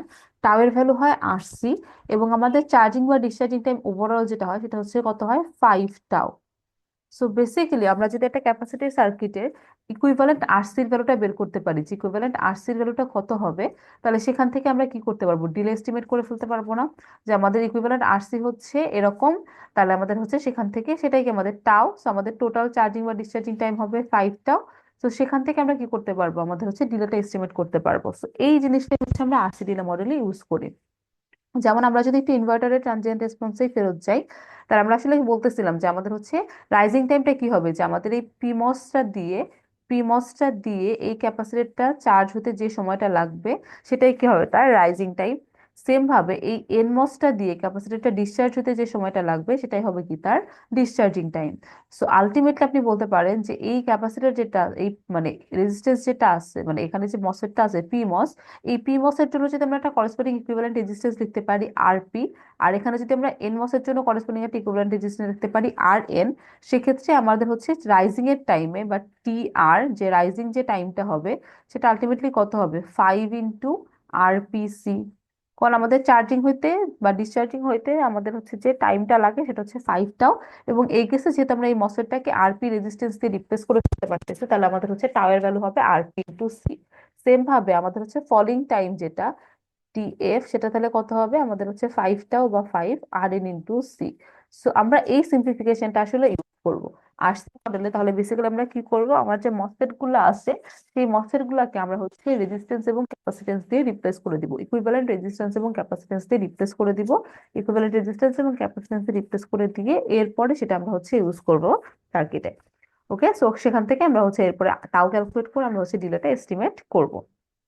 আচ্ছা, এখন আমরা যদি হচ্ছে ইকুইভ্যালেন্ট রেজিস্ট্যান্স এবং ক্যাপাসিট্যান্সে যাই, আমাদের ফার্স্ট কাজ যেটা করতে হবে যে আমাদের কিছু ডেফিনেশন শিখতে হবে। তো ফার্স্ট যে ডেফিনেশনটা আমরা সেটা শিখবো, যে আমাদের ইকুইভ্যালেন্ট রেজিস্ট্যান্স, আমরা তো আসলে এখন ইকুইভ্যালেন্ট রেজিস্ট্যান্স ক্যাপাসিট্যান্স জানতে হবে। তার জন্য আমাদের ফার্স্ট যে ডেফিনেশন জানতে হবে সেটাকে আমরা বলতেছি unit transistor. Unit transistor. Okay, so unit transistor কি সেটা হচ্ছে আমরা ফার্স্টে শিখবো। তো ইউনিট ট্রানজিস্টর জিনিসটা আসলে কি বোঝানো হচ্ছে, যে আমাদের মসফেটের একটা জিনিস থাকে যেটাকে আমরা বলি ফিচার সাইজ। ঠিক আছে, মসফেটে একটা জিনিস থাকে যেটাকে আমরা বলি ফিচার সাইজ। তো আপনারা হচ্ছে এটা খুবই হয়তো বা শুনে থাকবেন, আপনারা ফোন কেনার টাইমে বা আপনারা যে কোনো গ্যাজেটস কেনার টাইমে আপনারা চেক করেন না যে হচ্ছে আমাদের এটার মধ্যে প্রসেসর কি আছে, এবং প্রসেসর যখন দেখেন তখন সেখানে লেখা থাকে না যে এই প্রসেসরটা কত ন্যানোমিটার টেকনোলজিতে আছে। এবার আপনারা হচ্ছে প্রসেসর চেক করেন যে স্ন্যাপড্রাগন নাকি এক্সিনস, তারপর হচ্ছে সেটা মানে কত টেকনোলজি, যে আমাদের 8 ন্যানোমিটার টেকনোলজি নাকি 5 ন্যানোমিটার টেকনোলজি, তাই না? এরকম লেখা থাকে কিন্তু আপনি যখন ওই প্রসেসর ডেসক্রিপশন পড়তে যাবেন তখন ওখানে লেখা থাকবে যেটা হচ্ছে 8 ন্যানোমিটার টেকনোলজি বা এটা আমার 5 ন্যানোমিটার টেকনোলজি। তো এই যে 8 nanometre technology, eight nanometre technology আসলে কি ইন্ডিকেট করে? এই 8 ন্যানোমিটার টেকনোলজি এটা ইন্ডিকেট করে যেটার ফিচার সাইজ হচ্ছে 8 ন্যানোমিটার। ঠিক আছে, যখন আপনাকে একটা টেকনোলজি বলা থাকে যে আমার এত ন্যানোমিটার টেকনোলজি, তখন সেটা ইন্ডিকেট করে যে আমাদের ফিচার সাইজ হচ্ছে এত ন্যানোমিটার। ঠিক আছে, ফিচার যে সাইজটা সেই ফিচার সাইজটা হচ্ছে আমার 8 ন্যানোমিটার। তো ফিচার সাইজ 8 ন্যানোমিটার এটা আবার কি ইন্ডিকেট করে? ফিচার সাইজ 8 ন্যানোমিটার এটা ইন্ডিকেট করে যে হচ্ছে আমার এই যে মসফেটটা আছে, মানে আমরা তো আসলে আলটিমেটলি কি করতেছি, পুরো সার্কিটটা তো আসলে আমার মসফেটস দিয়েই বিল্ড, তাই না? আমাদের সিমস সার্কিট হলে সেটা সিমস দিয়ে বিল্ড, এনমস সার্কিট হলে সেটা এনমস দিয়ে বিল্ড, বাট যাই হোক না কেন আমাদের মোস্ট কমন ইউজ কি আবার সিমস সার্কিট। তো বেসিক্যালি আলটিমেটলি কি হবে, যেটা তো আসলে আমার মসফেটস দিয়েই বিল্ড। তো এই ফিচার সাইজটা আসলে আবার যেটা ইন্ডিকেট করে সেটা হচ্ছে গেট লেন্থ। সেটা হচ্ছে গেট লেন্থ, মানে আপনি ওই প্রসেসরটা বা ওই সার্কিটের ভিতরে যতগুলা মসফেট ইউজ করছেন, মানে যতগুলা এনমস ইউজ করছেন বা পিমস ইউজ করছেন, প্রত্যেকটা মসফেটের গেট লেন্থ হবে অত ন্যানোমিটার। তো আপনাকে যদি আমি বলি যে আমার হচ্ছে টেকনোলজিটা হচ্ছে 8 ন্যানোমিটার, ঠিক আছে, আমি 8 ন্যানোমিটার টেকনোলজি ইউজ করছি, তার মানে সেটা ইন্ডিকেট করবে যে আপনি যে সার্কিটটা বিল্ড করছেন ওই সার্কিটে যতগুলা ট্রানজিস্টর আছে বা যতগুলা মসফেট আছে, প্রত্যেকটা মসফেটের গেট লেন্থ বা ডাব্লিউ এটা হবে হচ্ছে আমাদের 8 ন্যানোমিটার। ঠিক আছে, গেট লেন্থ বা ডাব্লিউ এটা হবে, সরি, গেট লেন্থ বা হচ্ছে এটা হবে আমাদের হচ্ছে 8 ন্যানোমিটার। তো আমি যদি বলি 32 ন্যানোমিটার টেকনোলজি, আমি যদি এখন বলি 32 ন্যানোমিটার টেকনোলজি, তার মানে সেটা ইন্ডিকেট করবে যে মানে ওই টেকনোলজি ইউজ করে আপনি যে সার্কিটটা বানাইছেন ওই সার্কিটে যতগুলা মসফেট আছে, এনমস হোক পিমস হোক, সবগুলা মসফেটের গেট লেন্থ হবে 32 ন্যানোমিটার। ঠিক আছে, এবং আমাদের যেটা কনভেনশন মেনটেন করা হয় যে আমার একটা সার্কিটে যতগুলা মসফেট আছে প্রত্যেকটা মসফেটের গেট লেন্থ সেম রাখা হয়।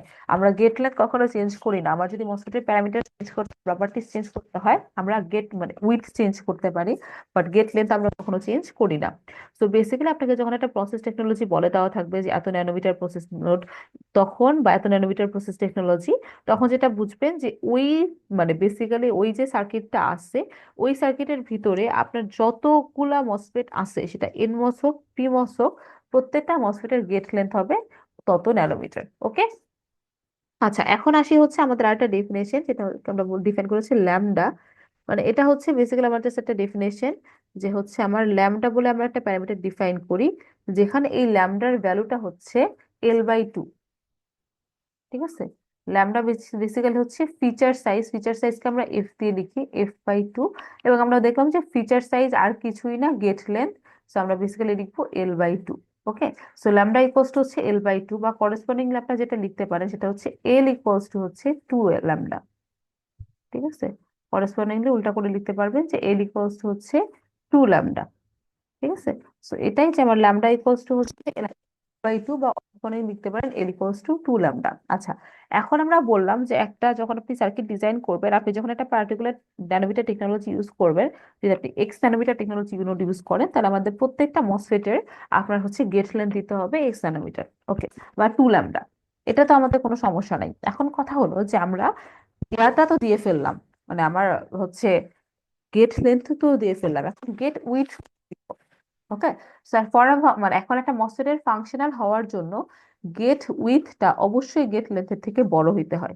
ঠিক আছে, W must be greater than L. W must be greater than L. এখন এটা কত বড় হইতে হবে? ডাব্লিউ মিনিমাম যেটা হইতে হয়, ডাব্লিউ মিনিমাম হচ্ছে আমাদের 2L এর সমান হইতে হয়। ডাব্লিউ অ্যাট লোয়েস্ট 2L হইতে হয়। ডাব্লিউ অ্যাট লোয়েস্ট 2L হতে হবে। ওকে, তো এখন ডাব্লিউ যদি 2L হতে হয়, তাহলে আলটিমেটলি কি হইতে হবে, যে ডাব্লিউ হইতে হবে 4 ল্যামডা। এটা হচ্ছে তার মিনিমাম। একটা ট্রানজিস্টরকে ঠিকঠাক মতো ফাংশন করার জন্য মিনিমাম এই সাইজটা লাগবে, যে এল ইকোয়াস টু 2 ল্যামডা আর ডাব্লিউ ইকোয়াস টু হচ্ছে 4 ল্যামডা। ওকে, মিনিমাম এটা লাগবে, যে ডাব্লিউ 4 ল্যামডা, এল 2 ল্যামডা, মানে এল তো 2 ল্যামডা, এটা তো ফিক্সডই। এল এর তো আপনি চেঞ্জ করতে পারবেন না, যেহেতু এলটাকে আমরা বলতেছি যে হচ্ছে ফিচার সাইজ, আলটিমেটলি এলটা তো ফিক্সডই হবে। ডাব্লিউ এর ভ্যালু মিনিমাম হইতে হবে 4 ল্যামডা। ওকে, সো এই ডাব্লিউ এর ভ্যালু যদি 4 ল্যামডা হয় আর এল এর ভ্যালু যদি 2 ল্যামডা হয় একটা ট্রানজিস্টরে, তাহলে সেই ট্রানজিস্টরটাকে আমরা বলি হচ্ছে ইউনিট ট্রানজিস্টর। তাহলে সেই পার্টিকুলার ট্রানজিস্টরটাকে আমরা বলবো হচ্ছে ইউনিট ট্রানজিস্টর।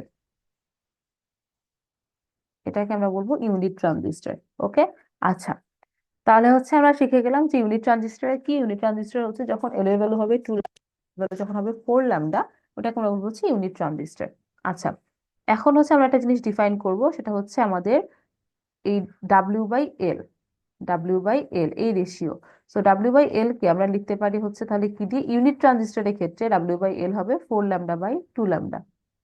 ঠিক আছে, ডাব্লিউ বাই এল হবে 4 ল্যামডা বাই 2 ল্যামডা। আচ্ছা, এখন এই ইউনিট ট্রানজিস্টরের ডাব্লিউ বাই এল এর সাথে আপনার বাকি ট্রানজিস্টরের ডাব্লিউ বাই এল তো সেম নাও হতে পারে, তাই না? আমরা তো বলছি যেটা মিনিমাম সাইজ, তো মিনিমাম সাইজ না হয়ে অন্য একটা ট্রানজিস্টর আসছে যেটার ইয়ার রেশিও হচ্ছে W1/L1। ওকে, সো এই W1/L1 আর W/L এর আবার যে রেশিওটা, ঠিক আছে, W1/L1 আর W/L এর যে রেশিওটা, সেটাকে আমরা নাম দেই হচ্ছে কে। সেটাকে আমরা নাম দেই হচ্ছে কে, বা এটাকে লেখা হয় হচ্ছে অ্যাসপেক্ট রেশিও। এটা হচ্ছে আমাদের অ্যাসপেক্ট রেশিও।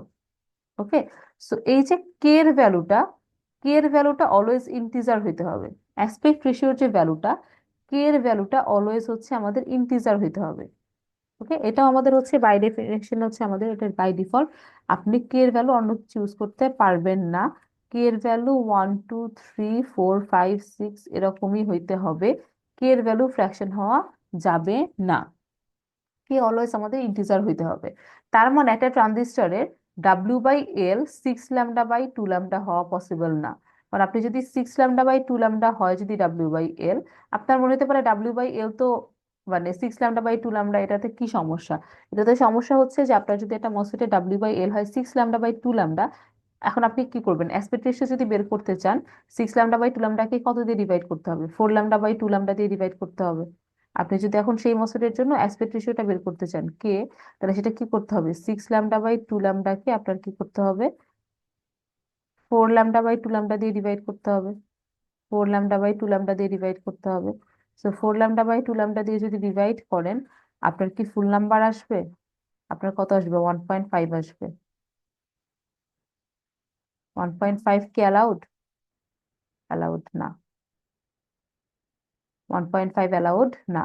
সো আমার মসফেটের যে অ্যাসপেক্ট রেশিও, এই মসফেটের অ্যাসপেক্ট রেশিও বেসিক্যালি মানে কে এর ভ্যালু যেহেতু ইন্টিজার আসতে পারবে, তার মানে একটা মসফেটের W/L, এটার ভ্যালু মানে অ্যালাউড ভ্যালু হচ্ছে 4 lambda by 2 lambda multiplied by K. 4 lambda by 2 lambda multiplied by কে।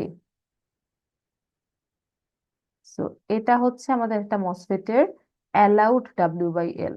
ওকে, এল তো অলওয়েজ টু ল্যামডাই হবে। ডাব্লিউ এর ভ্যালু আপনি চেঞ্জ করতে পারবেন, এবং ডাব্লিউ এর ভ্যালু আপনি র্যান্ডমলি চেঞ্জ করতে পারবেন না।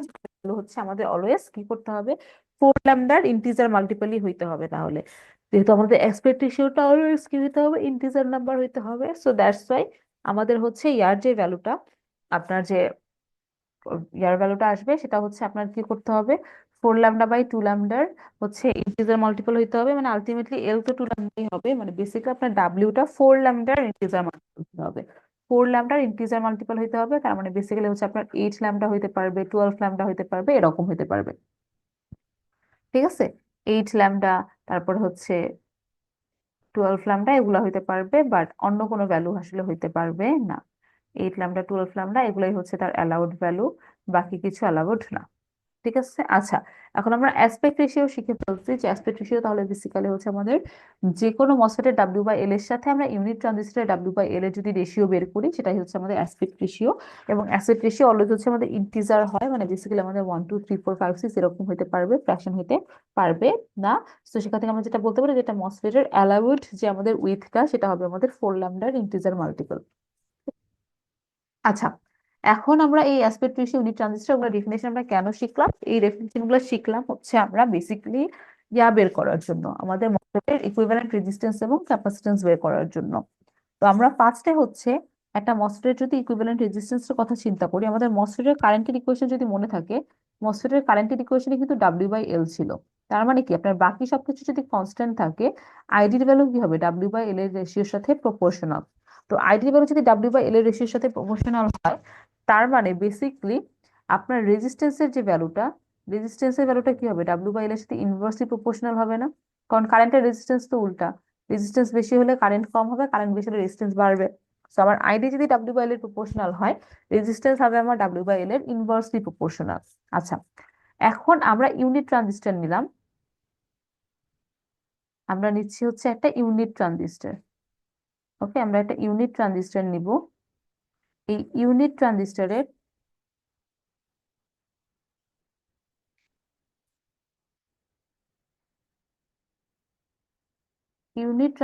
যে রেজিস্ট্যান্স, ইউনিট ট্রানজিস্টর এবং হচ্ছে আমরা পার্টিকুলারলি নিচ্ছি হচ্ছে এনমস। ঠিক আছে, ইউনিট ট্রানজিস্টর নিলাম এবং আমরা নিলাম হচ্ছে এনমস। ওকে, তার মানে ইউনিট ট্রানজিস্টর মানে কি, যে এখানে আমাদের ডাব্লিউ বাই এল আছে হচ্ছে four lambda by two lambda, W by L আছে হচ্ছে আমাদের four lambda by two lambda. Okay, so এই যে ইউনিট ট্রানজিস্টর, এটার যে ইকুইভ্যালেন্ট রেজিস্ট্যান্স, ঠিক আছে, আর ইকুইভ্যালেন্ট,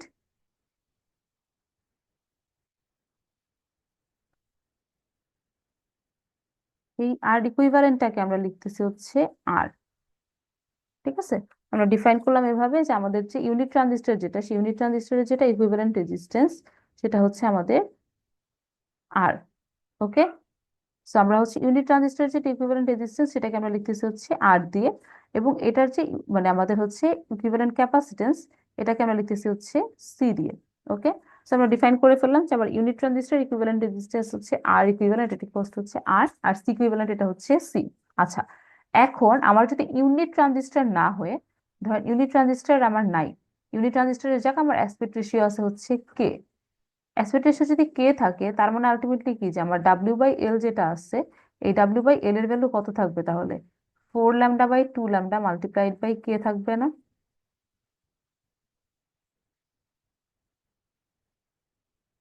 তাহলে এই যে এখান থেকে যে রেশিওটা আমরা রিলেশনটা দেখতে পাচ্ছি, যে ইকুইভ্যালেন্ট রেজিস্ট্যান্সটা কি হয়, ডাব্লিউ বাই এল এর সাথে ইনভার্সলি প্রপোর্শনাল। তার মানে ডাব্লিউ বাই এল যদি কে টাইমস ইনক্রিজ করে, রেজিস্ট্যান্স কি করবে, কে টাইমস ডিক্রিজ করবে না? তাই তো হওয়ার কথা। তো আমরা বলছি যে ID proportional to W by L, distance is proportional to one by W by L. তো আমার ডাব্লিউ বাই এল এর ভ্যালু যদি হচ্ছে আমার কে টাইমস ইনক্রিজ করে, রেজিস্ট্যান্স তাহলে কি করবে, আমার কে টাইমস ডিক্রিজ করবে। সো ইউনিট ট্রানজিস্টরের ক্ষেত্রে আমার আর ইকুইভ্যালেন্ট, ইউনিট ট্রানজিস্টরের ক্ষেত্রে তো কে এর ভ্যালু ওয়ান। সো কে এর ভ্যালু যখন ওয়ান ছিল, তখন ইকুইভ্যালেন্ট রেজিস্ট্যান্স ছিল আর। তো কে এর ভ্যালু যদি ওয়ান না হয়, যদি কে এর ভ্যালু তাহলে কেই হয়, তখন তাহলে কি হবে, যে আমার ইকুইভ্যালেন্ট রেজিস্ট্যান্সটা কি হবে, তাহলে কে টাইমস ডিক্রিজ করবে না? কারণ আমার ডাব্লিউ বাই এল এর ভ্যালু কে টাইমস ইনক্রিজ করলে আলটিমেটলি আমাদের রেজিস্ট্যান্স কি হওয়া উচিত, কে টাইমস ডিক্রিজ করা উচিত। কারণ যেহেতু ইনভার্সলি প্রপোর্শনাল, তার মানে আমাদের এই আর ইকুইভ্যালেন্ট হবে হচ্ছে আর বাই কে, আর ইকুইভ্যালেন্ট হবে আর বাই কে। আচ্ছা, এখন ক্যাপাসিটরের ক্ষেত্রে কি হবে? ক্যাপাসিটর হচ্ছে আমাদের ডাব্লিউ বাই এল এর ভ্যালু বাড়লে ক্যাপাসিটরটা বাড়ে। কারণ ক্যাপাসিটরের ক্ষেত্রে আমরা জানি যে ক্যাপাসিটরের ক্ষেত্রে হচ্ছে ক্যাপাসিটেন্সের ফর্মুলা হচ্ছে epsilon A by D. So area বাড়লে ক্যাপাসিটেন্স প্রপোর্শনালি বাড়ে। সো ডাব্লিউ বাড়লে আলটিমেটলি আপনার এরিয়া বাড়বে। ডাব্লিউটাকে যত টাইমস করবেন, এল যেহেতু কনস্ট্যান্ট, এরিয়া তত টাইমস বেড়ে যাবে। দ্যাটস আমার ক্যাপাসিটেন্সও তত টাইমস বেড়ে যাবে। সো সি ইকুইভ্যালেন্ট হয়ে যাবে কে টাইমস সি। ঠিক আছে? যেখানে আর হচ্ছে ইউনিট ট্রানজিস্টরের রেজিস্ট্যান্স, সি হচ্ছে ইউনিট ট্রানজিস্টরের ক্যাপাসিট্যান্স। যখন দেখেন কে এর ভ্যালু 1 হলে আলটিমেটলি আর যায়, আর হয়ে যায় সি ইকুইভ্যালেন্ট সি হয়ে যায়। ওকে। সো বেসিক্যালি তাহলে আমরা বলতে পারি আমাদের ইউনিট ট্রানজিস্টর রেজিস্ট্যান্স যদি আর হয়, আমাদের একটা এসপেক্ট রেশিও যদি কে হয়, তাহলে আমাদের ইকুইভ্যালেন্ট রেজিস্ট্যান্স হবে আর বাই কে। সেম ভাবে ইউনিট ট্রানজিস্টর ইকুইভ্যালেন্ট ক্যাপাসিট্যান্স যদি সি হয়, তাহলে এসপেক্ট রেশিও কে হলে আমাদের ইকুইভ্যালেন্ট ক্যাপাসিট্যান্স হবে কে সি। আচ্ছা, এই জিনিসটা হচ্ছে কমপ্লিটলি কার জন্য? এন মসের জন্য। এটা কিন্তু পি মসের জন্য না। এখানে দেখেন আমরা পার্টিকুলারলি লিখে দিছি যে এই কেসগুলো কিসের কারণ জন্য? শুধুমাত্র এনমসের জন্য। পিমসের জন্য আমার ডিফারেন্ট হবে। পিমসের জন্য আমার আবার ডিফারেন্ট হবে। মানে এই রিলেশন তো ফিক্সডই, যে আমাদের হচ্ছে রেজিস্ট্যান্স হচ্ছে ডাব্লিউ এর সাথে ইনভার্সলি প্রপোর্শনাল, আর আইডি হচ্ছে ডাব্লিউ এর সাথে প্রপোর্শনাল। এটাতে কোনো সমস্যা নাই। সমস্যা হচ্ছে ইকুইভ্যালেন্ট রেজিস্ট্যান্সে। আমাদের এনমস এর ইকুইভ্যালেন্ট রেজিস্ট্যান্স, মানে একটা ইউনিট ট্রানজিস্টর যদি হয়, আমাদের NMOS unit transistor equivalent resistance আসছে R, but PMOS unit transistor equivalent resistance R হবে না। NMOS unit transistor equivalent resistance R, PMOS transistor PMOS unit transistor equivalent resistance R হয় না। কেন হয় না সেটা হচ্ছে আমরা এখন একটু দেখি। তো আমরা যদি আবার হচ্ছে ইয়া করে দেখি যে আমাদের ইলেকট্রন আর হোল মোবিলিটি বলে দুইটা জিনিস আছে। একটা হচ্ছে ইলেকট্রন মোবিলিটি, আর একটা হচ্ছে আমাদের হোল মোবিলিটি। ঠিক আছে? মোবিলিটি বলে একটা জিনিস আছে। এই মোবিলিটিটা ইন্ডিকেট করে যে আমার ইলেকট্রন বা হোল কত তাড়াতাড়ি মুভ করতে পারে। ঠিক আছে? ইলেকট্রন বা হোল কত তাড়াতাড়ি মুভ করতে পারে। তার মানে আমাদের যে কারেন্টের যে ভ্যালুটা, মানে আমাদের আইডি, এটা বেসিক্যালি আমাদের এই মোবিলিটির সাথে প্রপোর্শনাল। এবং কারেন্টের ইকুয়েশন দেখলেও আপনি দেখে যাবেন যে মোবিলিটির সাথে প্রপোর্শনালি আসছে। কারণ কারেন্টের ইকুয়েশনের ভিতরে কি মিউ এন মিউ পি লেখা থাকে না? তো সেই মিউ এন মিউ পিটাই কি আমাদের ইলেকট্রনের মোবিলিটি আর হোলের মোবিলিটি। So, আমি যদি একটা এন মসের কারেন্ট ধরেন, সো ধরেন আপনি লিখলেন হচ্ছে ID N. ID N proportional to হবে হচ্ছে মিউ এন, মানে এন মসের মোবিলিটির উপরে। আর আইডি পি যদি লিখেন পি মসের কারেন্ট, যেটা হবে কি আমাদের হচ্ছে হোলের মোবিলিটির সাথে প্রপোর্শনাল। ঠিক আছে? এন মানে হচ্ছে মিউ এন মানে হচ্ছে ইলেকট্রন মোবিলিটি, আর মিউ পি মানে হচ্ছে হোল মোবিলিটি। ওকে। আচ্ছা, এখন আমার যদি আইডি এন আর আইডি পি যদি ইকুয়াল হইতে হয়, for IDN to be equals to IDP, আমাদের মিউ এন আর মিউ পি ইকুয়াল হতে হবে। ধরুন আপনার বাকি সব parameter same, oxide capacitance W by L, মানে ইউনিট ট্রানজিস্টরে তো চিন্তা করতেছি। ইউনিট ট্রানজিস্টর চিন্তা করে তো আমার ডাব্লিউ বাই এল দুটোই সেমই থাকবে, সমস্যা নাই। তো আমাদের হচ্ছে এখন যদি তাহলে আইডিএন আর আইডিপি কে ইকুয়াল হইতে হয়, তাহলে মিউ এন আর মিউ পি কে ইকুয়াল হইতে হবে। Mu N must be equals to mu P. ঠিক আছে? আইডিএন তাহলে মানে আমাদের যদি হচ্ছে ইয়া দরকার হয়, মানে বেসিকলি আমার তো হচ্ছে যেহেতু আমরা ইউনিট ট্রানজিস্টরই বলতেছি, মানে আমাদের ডাব্লিউ বাই এল তো সেমই, ডাব্লিউ বাই এল এন আর ডাব্লিউ বাই এল পি হচ্ছে same. W by L N আর ডাব্লিউ বাই এল পি হচ্ছে same. W by L N আর ডাব্লিউ বাই এল পি হচ্ছে আমাদের এক্স্যাক্টলি সেম হবে, আইডেন্টিক্যাল হবে, যেহেতু দুইটা ইউনিট ট্রানজিস্টর। তো এখানে তো আমাদের কোনো ইয়া নাই। আচ্ছা, এখন তাহলে যেটা হবে যে আমার এই দুইটা মসফেটের ডাব্লিউ বাই এল এন আর ডাব্লিউ বাই এল পি সমান।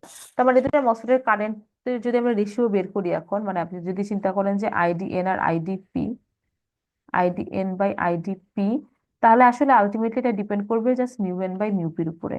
কারণ বাকি সব parameter constant, W by L ও কনস্ট্যান্ট। তো আলটিমেটলি আপনি লিখতে পারবেন যে ID N by ID P এটা ইকুয়ালস হচ্ছে mu N by mu P. Okay. আচ্ছা, তাহলে আমরা আবার আই এর সাথে রেজিস্ট্যান্সের রিলেশনটা কি? উল্টা। আই এর সাথে রেজিস্ট্যান্সের রিলেশনটা হচ্ছে উল্টা। কারেন্টের রেজিস্ট্যান্স তো অলওয়েজ ইনভার্সলি প্রপোর্শনালি, তাই না? I equals to V by R, তো বা current is inversely proportional to resistance. তো সেখান থেকে আমরা যদি লিখি যে R N by R P, R N by R P যদি হয়, এর পাশে রেশিওটা কি হয়ে যাবে? উল্টায় যাবে না? আর এন বাই আর পির ভ্যালু হবে তাহলে কি? Mu P by mu N. রেশিওটা উল্টায় যাবে। তো এখানে আসবে mu P by mu N. So R N by R পির ভ্যালু আসবে mu P by mu N. আচ্ছা, তার মানে যদি মিউ এন আর মিউ পি যদি ইকুয়াল হইতো, মানে ইলেকট্রোমোবিলিটি আর হোম মোবিলিটি যদি ইকুয়াল হইতো, তাহলে আমাদের আর এন আর আর পি ইকুয়াল হইতো। বাট মিউ এন আর মিউ পি ইকুয়াল না। মিউ এন আর মিউ পি ইকুয়াল না। আমাদের mu N basically two mu পির সমান হয়। Mu N in general two mu পির সমান হয়।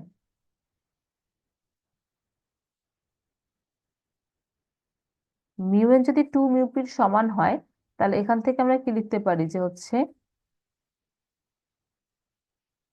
আর এন বাই আর পি, এটা equals to mu P by two mu P.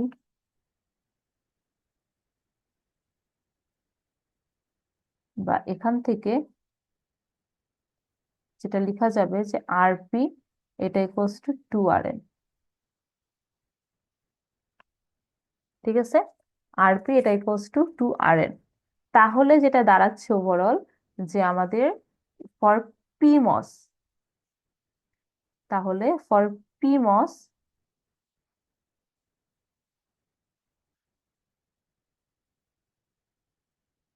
P মসের জন্য আমাদের ইকুইভ্যালেন্ট যে রেজিস্ট্যান্স আর ইকুইভ্যালেন্ট, এটা বেসিক্যালি হবে হচ্ছে আমাদের টু আর এর সমান। যেহেতু এন মসের জন্য সেটা কত ছিল, আর ছিল, সো পি মসেরটা সেটা কত হয়ে যাবে, টু আর হয়ে যাবে, কারণ আমরা দেখছি যে আর পি হয় কত, two R N. So unit ট্রানজিস্টরের জন্যই পি মসের জন্য আর ইকুইভ্যালেন্ট হবে টু আর। ক্যাপাসিটেন্স আমাদের মোবিলিটির উপর ডিপেন্ডেন্ট না। সো ক্যাপাসিটেন্স যেহেতু মোবিলিটির উপর ডিপেন্ডেন্ট না, সো আমাদের সি ইকুইভ্যালেন্ট আসলে সি সমানই থাকবে। ক্যাপাসিটেন্স যেহেতু আমাদের হচ্ছে এর উপর ডিপেন্ডেন্ট না, তো সি ইকুইভ্যালেন্ট সি সমানই থাকবে। তাহলে এটা তো আমাদের হচ্ছে ইউনিট ট্রানজিস্টরের জন্য। ইউনিট ট্রানজিস্টর না হয়ে যদি আমাদের অ্যাসপেক্ট রেশিও থাকে হচ্ছে কে, তাহলে সেক্ষেত্রে আমাদের তাহলে ইকুইভ্যালেন্ট রেজিস্ট্যান্স কত হবে, টু আর বাই কে।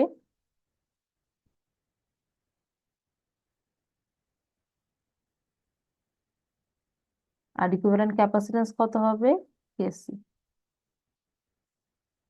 ঠিক আছে, তাহলে ওভারঅল আমরা যেটা বলতে পারি যে আমার হচ্ছে একটা এনমস এর ইকুইভ্যালেন্ট রেজিস্ট্যান্স ইউনিট ট্রানজিস্টর যদি হয় তাহলে সেটা হচ্ছে আর।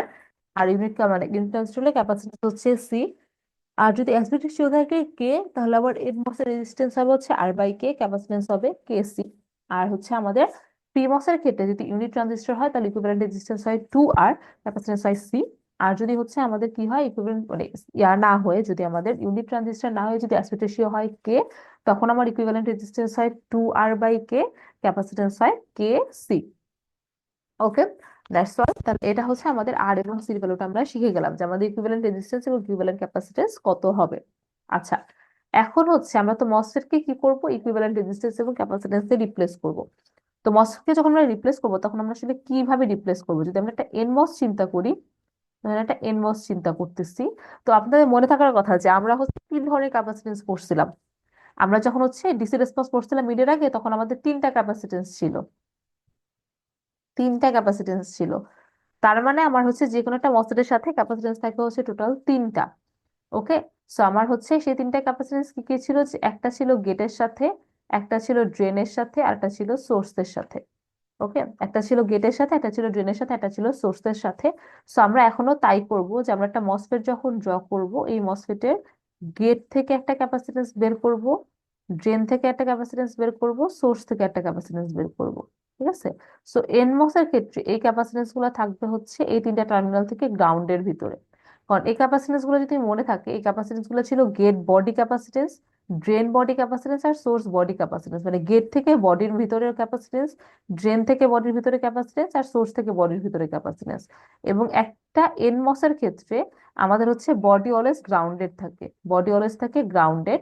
দ্যাটস আমরা কি করতেছি, যে এই টার্মিনাল গুলো থেকে গ্রাউন্ডের ভিতরে ক্যাপাসিটেন্স ড্র করতেছি। ঠিক আছে, এটা তাহলে কি আমাদের সেই ড্রেন বডি ক্যাপাসিটেন্সটা, এটা হচ্ছে আমাদের সোর্স বডি ক্যাপাসিটেন্সটা, এবং এটা হচ্ছে আমাদের গেট বডি ক্যাপাসিটেন্সটা। এবং আমরা বলছি যে এটা ইউনিট ট্রানজিস্টর, আমরা এখানে অ্যাসপেক্ট রেশিও এক লিখে দিলাম। সেটা যদি ইউনিট ট্রানজিস্টর হয়, তো ইউনিট ট্রানজিস্টরের ক্ষেত্রে তো আমাদের ইকুইভ্যালেন্ট ক্যাপাসিটেন্স কত হয়, সি হয়। তো আমাদের কি হবে, প্রত্যেকটা হবে সি সি সি। ঠিক আছে, তাহলে একটা এনমস কে আমরা কি করবো, একটা এনমস এর গেট থেকে গ্রাউন্ডের ভিতরে একটা ক্যাপাসিটেন্স দিব, ড্রেন থেকে গ্রাউন্ডের ভিতরে একটা ক্যাপাসিটেন্স দিব, সোর্স থেকে গ্রাউন্ডের ভিতরে একটা ক্যাপাসিটেন্স দিব। আচ্ছা, সেম ভাবে পিমস, একটা ইউনিট পিমস যদি চিন্তা করি, তখন আমার ক্যাপাসিটেন্স গুলা দিতে হয় হচ্ছে ওই তিনটা টার্মিনাল থেকে ভিডিডির ভিতরে।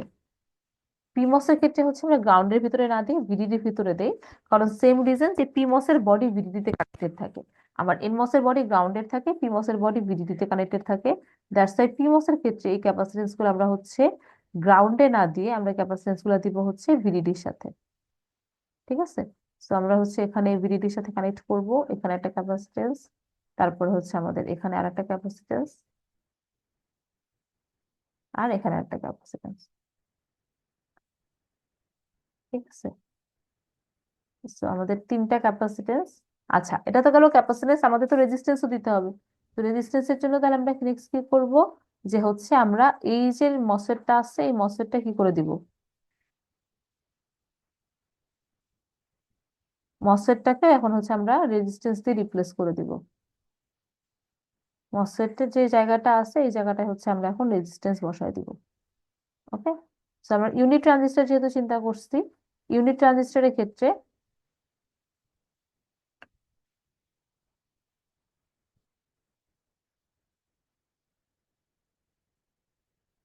ইউনিট ট্রানজিস্টরের ক্ষেত্রে এনমস এর জন্য রেজিস্ট্যান্স কত হয়, আর, তো এখানে যে রেজিস্ট্যান্সটা লিখবো সেটা ভ্যালু হচ্ছে আর। আর পিমস এর জন্য রেজিস্ট্যান্সটা কত হয়, 2R, সেখানে লিখবো হচ্ছে আমরা 2R। আচ্ছা, এবং গেটের সাথে কি ড্রেন এবং সোর্সের ভিতরে একটা গ্যাপ ছিল না, সেখানে কিন্তু সেই গ্যাপটা রাখতে হবে, এটা কিন্তু কানেক্ট করে দেওয়া যাবে না। আমার যে গেটের সাথে যে আমাদের, কারণ আমার রেজিস্ট্যান্স যেটা সেটা কিন্তু আমার ড্রেন এবং সোর্স টার্মিনালের ভিতরে, সো গেটের সাথে যে আমার একটা ব্রেক ছিল কানেকশনে, সেই কানেকশন ব্রেকটা এখানেও থাকবে। ঠিক আছে, তো ওভারঅল তাহলে আমাদের হচ্ছে একটা এনমস কে আমার এভাবে রিপ্লেস করতে হবে, আর একটা পিমস কে আমার এভাবে রিপ্লেস করতে হবে। ঠিক আছে, বোঝা গেছে? আচ্ছা, তাহলে এখন আমরা একটু স্লাইডে ফেরত যাই। তো তাহলে হচ্ছে আমাদের আরসি ডিলে মডেল এখানে এটাই লেখা আছে যে আমরা কি করব, ইফেক্টিভ রেজিস্ট্যান্স এবং ইফেক্টিভ যে ক্যাপাসিটেন্সটা আছে সেগুলা দিয়ে আমরা এনমস এবং পিমস কে রিপ্লেস করে দিব। এই যে বলছি যে একটা ইউনিট ট্রানজিস্টরের জন্য এনমস এর জন্য ইফেক্টিভ রেজিস্ট্যান্স হবে আর, আর যদি আমাদের অ্যাসপেক্ট রেশিও হয় যদি কে, তাহলে সেক্ষেত্রে আমাদের হচ্ছে ইউনিট রেজিস্ট্যান্স ইকুইভ্যালেন্ট রেজিস্ট্যান্স হচ্ছে হবে আর বাই কে। আর পিমস এর জন্য ইউনিট ট্রানজিস্টরের ক্ষেত্রে রেজিস্ট্যান্স কত হয়, 2R। আর যদি কে টাইমস উইডথ হয়, তার ওয়াইড হয়, সেক্ষেত্রে সেটা হবে 2R বাই কে। আবার সেভাবে ক্যাপাসিটর হচ্ছে কি হবে, এনমস এর জন্য হচ্ছে সি, আর হচ্ছে মানে ইউনিট এনমস হলে সি, আর কে টাইমস হলে সেটা কে সি। পিমস এর জন্য সেম, ইউনিট পিমস হলে সেটা হচ্ছে সি, আর যদি হচ্ছে কে টাইমস ওয়াইড হয় তাহলে সেটা হবে হচ্ছে কে সি। আচ্ছা, আর এই যে ইকুইভ্যালেন্ট আরসি সার্কিট দেওয়া আছে এখানে, যে গেট টার্মিনাল এখানে একটা ব্রেক দেওয়া আছে, গেট টার্মিনাল থেকে এখানে একটা সুইচ ওপেন করে দেওয়া হয়েছে। আর এখানে যে আমাদের কেসি ড্রেন থেকে একটা ক্যাপাসিটেন্স আছে কেসি, সোর্স থেকে একটা ক্যাপাসিটেন্স আছে কেসি, গেট থেকে একটা ক্যাপাসিটেন্স আছে কেসি, আর রেজিস্ট্যান্স হবে কত, আর বাই কে। এবং এটা এনমস, এর জন্য সবগুলো ক্যাপাসিটেন্স কানেক্টেড হচ্ছে গ্রাউন্ডের সাথে। আর সেম ভাবে পিমস, পিমস এর ক্ষেত্রে কত হবে, ইকুইভ্যালেন্ট রেজিস্ট্যান্স হচ্ছে 2R বাই কে, ক্যাপাসিটেন্স হচ্ছে কেসি সবগুলো, তো তিনটা কেসি, এবং এখানে ক্যাপাসিটেন্স গুলো কানেক্টেড হচ্ছে আমার ভিডিডির সাথে, কারণ যেহেতু এটা আমাদের হচ্ছে পিমস। ওকে, এই তো তাহলে আমাদের ইকুইভ্যালেন্ট আরসি সার্কিটস আমরা পেয়ে গেছি। আচ্ছা, এখন ইকুইভ্যালেন্ট আরসি সার্কিটস দিয়ে আমরা কি করব, ইকুইভ্যালেন্ট আরসি সার্কিটস দিয়ে আমরা হচ্ছে ডিলে এস্টিমেট করব। তো ডিলে এস্টিমেট করার জন্য আমার কিছু স্টেপস লাগবে, তার আগে আমরা হচ্ছে একটা জিনিস শিখে নেই, সেটা হচ্ছে ড্রাইভার, লোড, আর হচ্ছে ফ্যান আউট। তো ড্রাইভার কি, ধরেন আপনি হচ্ছে আসলে একটা সার্কিট যখন চিন্তা করবেন তখন আসলে কি হবে, যে আমার একটা লজিক সার্কিটের ভিতরে আমার একটা সার্কিটের আউটপুট কি হবে, আর একটা সার্কিটের ইনপুটে যাবে, এবং সেটা একটা সার্কিটের ইনপুটে না গিয়ে আমার অনেকগুলো সার্কিটের ইনপুটে যেতে পারে, তাই না? যে আমার একটা আউটপুট নিয়ে আমি তিনটা, ধর আপনার হচ্ছে ফার্স্টে একটা অ্যান্ড গেট আছে, এই অ্যান্ড গেটের যে আউটপুটটা সেটা আমার পরবর্তীতে তিনটা অ্যান্ড গেটের ইনপুটে গেছে, হতেই তো পারে। তো আমার ফার্স্টের যে অ্যান্ড গেটটা থাকবে, যেটার আউটপুটটা পরের তিনটা অ্যান্ড গেটের ইনপুট হিসাবে গেছে, ফার্স্টের অ্যান্ড গেটটাকে আমরা বলবো হচ্ছে ড্রাইভার, কারণ সেটার আউটপুটটা আমার অন্য তিনটা অ্যান্ড গেটকে ড্রাইভ করতেছে, কারণ আমার ওইটার আউটপুটটা অন্য তিনটে অ্যান্ড গেটের ইনপুট হিসাবে গেছে, দ্যাটস আমরা বলতে পারি যেটা আউটপুটটা অন্য তিনটা অ্যান্ড গেটের অ্যান্ড কে ড্রাইভ করতেছে। ঠিক আছে, সো ফার্স্টে যে ড্রাইভার, যে অ্যান্ড গেটটা থাকবে সেটা হচ্ছে ড্রাইভার, আর পরের যে তিনটা অ্যান্ড গেট থাকবে সেটাকে আমরা বলি হচ্ছে লোড। আচ্ছা, এই লোডকে আবার ফ্যান আউটও বলা হয়। ফ্যান আউট হচ্ছে বেসিক্যালি যে আমার একটা সার্কিটের বা একটা মানে লজিক গেটের আউটপুট কয়টা গট গেটের ইনপুটে গেছে, যেমন আমরা বললাম যে হচ্ছে একটা অ্যান্ড গেটের আউটপুট তিনটা অ্যান্ড গেটের ইনপুটে গেছে, তাহলে সেক্ষেত্রে আমার ফ্যান আউট হচ্ছে 3। ওকে, সেক্ষেত্রে ফ্যান আউট হচ্ছে 3, যে আমার একটা আউটপুট তিনটার ইনপুটে গেছে। ঠিক আছে, সো আমার হচ্ছে লোড যে কয়টা, নাম্বার অফ লোডসকে আমরা আবার হচ্ছে ফ্যান আউটও বলে থাকি। আচ্ছা, তো এখন আমরা যেটা করব যে হচ্ছে এখন একটা ধরেন ইনভার্টারের হচ্ছে আমরা একটা বের করতে চাচ্ছি, ডিলে এস্টিমেট করতে চাচ্ছি। সো এটার জন্য আমাদের যে স্টেপস গুলা থাকবে সেই স্টেপস গুলা কি কি? ফার্স্ট স্টেপ হবে হচ্ছে আমাদের ফিজিক্যাল ডেভেলপ মডেল করা, বা আমাদের সিমস সার্কিটটাকে আমরা ড্র করে নিব, ঠিক আছে? ফার্স্ট স্টেপ এটা হবে যে আমাদের সিমস সার্কিটটাকে আমরা ড্র করে নিব।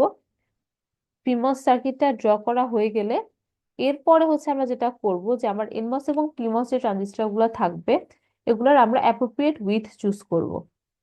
ঠিক আছে, এনমস এবং পিমস যে সার্কিট গুলো আছে এগুলোর হচ্ছে আমরা অ্যাপ্রোপ্রিয়েট যে উইথ গুলা, সেই অ্যাপ্রোপ্রিয়েট উইথ কে সেটা হচ্ছে আমরা চুজ করব। এরপরে হচ্ছে আমরা এই কে যে ভ্যালুটা ক্যালকুলেট করছি সেটা দিয়ে আমরা হচ্ছে অ্যাপ্রোপ্রিয়েটলি ক্যাপাসিট্যান্স গুলা প্লেস করব। এই ক্যাপাসিট্যান্স প্লেস করার পর আমরা যেটা করব যে আমরা ক্যাপাসিট্যান্স কিছু কম্বাইন করতে পারি। আমরা কিছু ক্যাপাসিট্যান্স কম্বাইন করতে পারবো, কিছু ক্যাপাসিট্যান্স রিজেক্ট করতে পারবো। তো আমরা ওই কম্বাইন এবং রিজেক্ট করে কিছু ক্যাপাসিট্যান্স বাদ দিয়ে আমরা একটা সিম্পলিফাইড সার্কিট বানাই ফেলবো। এরপরে হচ্ছে ট্রানজিস্টর গুলাকে আমরা ফাইনালি রেজিস্টার দিয়ে রিপ্লেস করে ফেলবো, এবং এরপরে যদি আমাদের সার্কিটটা সিম্পল এনাফ হয় তাহলে সেখান থেকে আমরা ডিলেটা ক্যালকুলেট করে ফেলতে পারবো। ওকে, আচ্ছা। তো এখানে আমাদের হচ্ছে ফার্স্টে হচ্ছে একটা এক্সাম্পল বলা আছে, যেখানে হচ্ছে কি বলা হয়েছে যে calculate the RC propagation delay for an unit inverter driving another unit inverter. ঠিক আছে, driving another unit inverter each having equal fall and rise resistance, each having equal fall and rise resistance. আচ্ছা, তো এই যে আমাদের equal fall and rise resistance বলে দিচ্ছে, এই জিনিসটা থেকে আসলে আমাদের করতে হবে। আমাদের ওখানে কোশ্চেনটা মানে মনে হতে পারে যে আমরা কে এর ভ্যালুটা কিভাবে ক্যালকুলেট করব।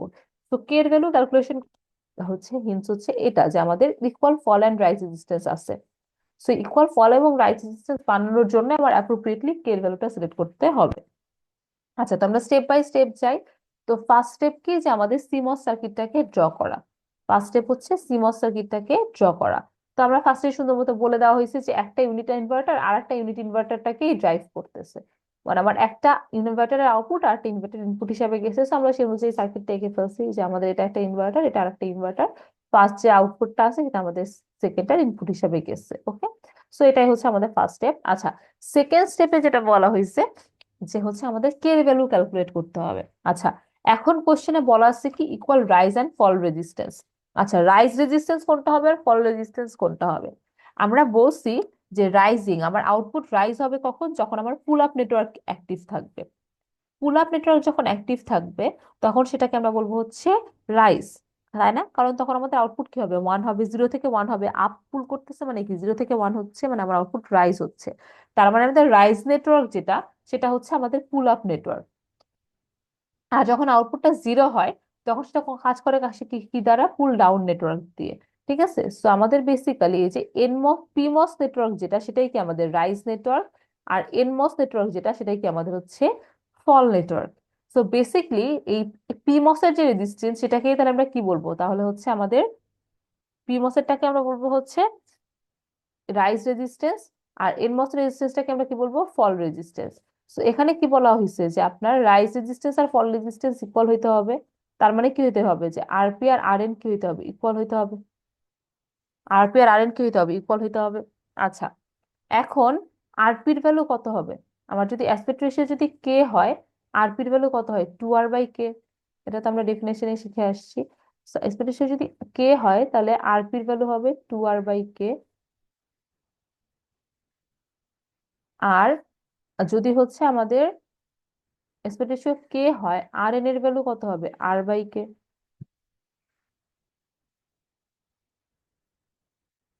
ঠিক আছে, এটা আমরা কে পি লিখলাম, এটা হচ্ছে কে এন।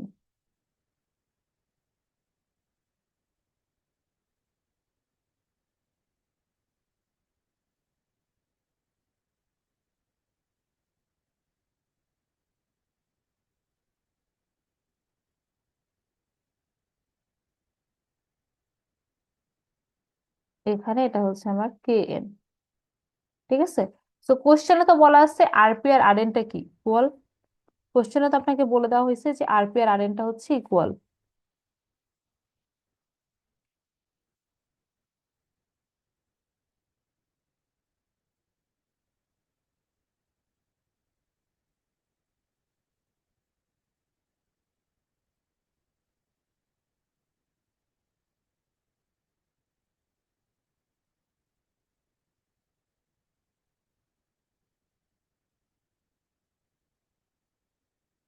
কোশ্চেন আপনাকে কি বলা হয়েছে যে আরপি আর আরএনটা হচ্ছে ইকুয়াল।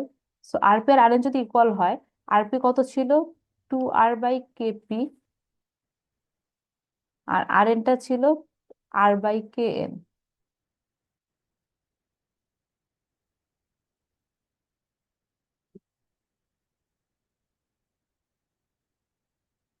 r/kn, তাহলে এখান থেকে আমরা যদি সাইড চেঞ্জ করি তাহলে লেখা যায় যে হচ্ছে kn/kp,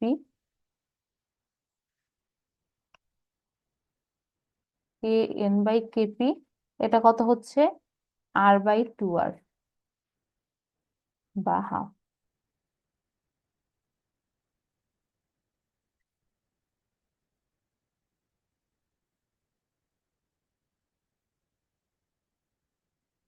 r/2r বা হচ্ছে হাফ। তাহলে এখান থেকে আমরা যেটা লিখতে পারবো সেটা হলো যে আমাদের KP equals to 2kn।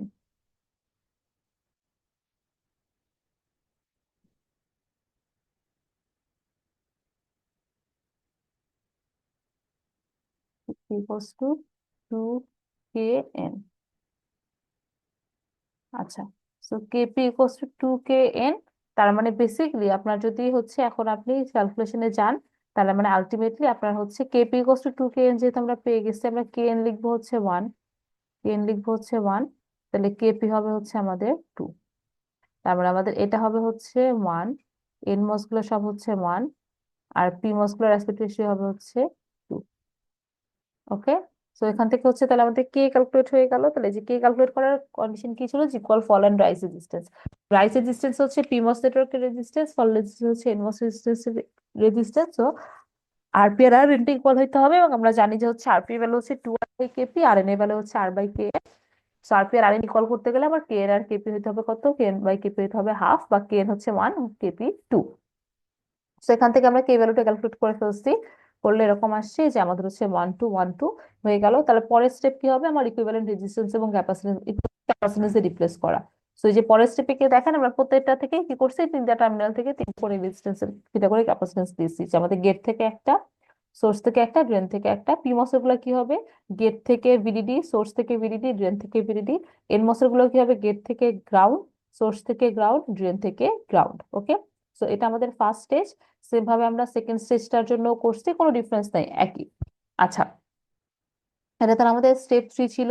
Step 4-এ গিয়ে বলা হয়েছে কি যে আমরা কিছু ক্যাপাসিট্যান্স কে বাদ দিব, কিছু ক্যাপাসিট্যান্স কে কম্বাইন করে ফেলবো। তো কিভাবে আমরা বাদ দিতে পারি? এখানে যদি খেয়াল করে দেখেন, এই যে ক্যাপাসিটরটা আছে 2C ক্যাপাসিটরটা, এই দুই টার্মিনালের কি ভিডিডি না? এখানেও ভিডিডি, এখানেও ভিডিডি। সো ক্যাপাসিটরের দুই টার্মিনালের ভোল্টেজ যদি সেম হয়, মানে দুই টার্মিনাল যদি একই জিনিস থাকে, আলটিমেটলি কি ক্যাপাসিটরের কোনো সিগনিফিকেন্স আছে? নাই, এটা বাদ। সেম ভাবে দেখেন এই নিচের যে ক্যাপাসিটরটা আছে, এটার ক্ষেত্রে কত? এখানেও গ্রাউন্ড, এখানেও গ্রাউন্ড, সেটাও কি হয়ে যাবে? বাদ। ওকে, ঠিক আছে। তাহলে সেম ভাবে আমাদের এটার ক্ষেত্রেও দেখেন, এখানে হচ্ছে আমাদের কি দুই টার্মিনাল এই ভিডিডি, সো এটাও আমরা কি করে দিতে পারি? বাদ দিয়ে দিতে পারি সরাসরি, যেটা কোনো সিগনিফিকেন্সই নাই। সেম ভাবে এখানেও দুইটাই গ্রাউন্ডের ভিতরে আছে, সো এটাকে আমরা বাদ দিয়ে দিতে পারি। ওকে, সো এই চারটা ক্যাপাসিটর বাদ হয়ে গেল। আচ্ছা, এখন আসা যাক এই যে এ টার্মিনাল। দেখেন তো এই যে সি এবং 2C, এখানে সি এবং এখানে কে 2C, দুইটাই কি এ টার্মিনালের সাথে কানেক্টেড না? এই এ টার্মিনালের সাথেই তো আমার দুইটা কানেক্টেড। আমরা কি করতে পারবো? এই দুটাকে আলাদা আলাদা না রেখে এই দুটাকে অ্যাড করে 3C লিখে দিতে পারবো। তাহলে এই দুটাকে রিপ্লেস করে আমরা করতে পারবো কি, শুধু 3C দিয়ে রিপ্লেস করে দিতে পারবো।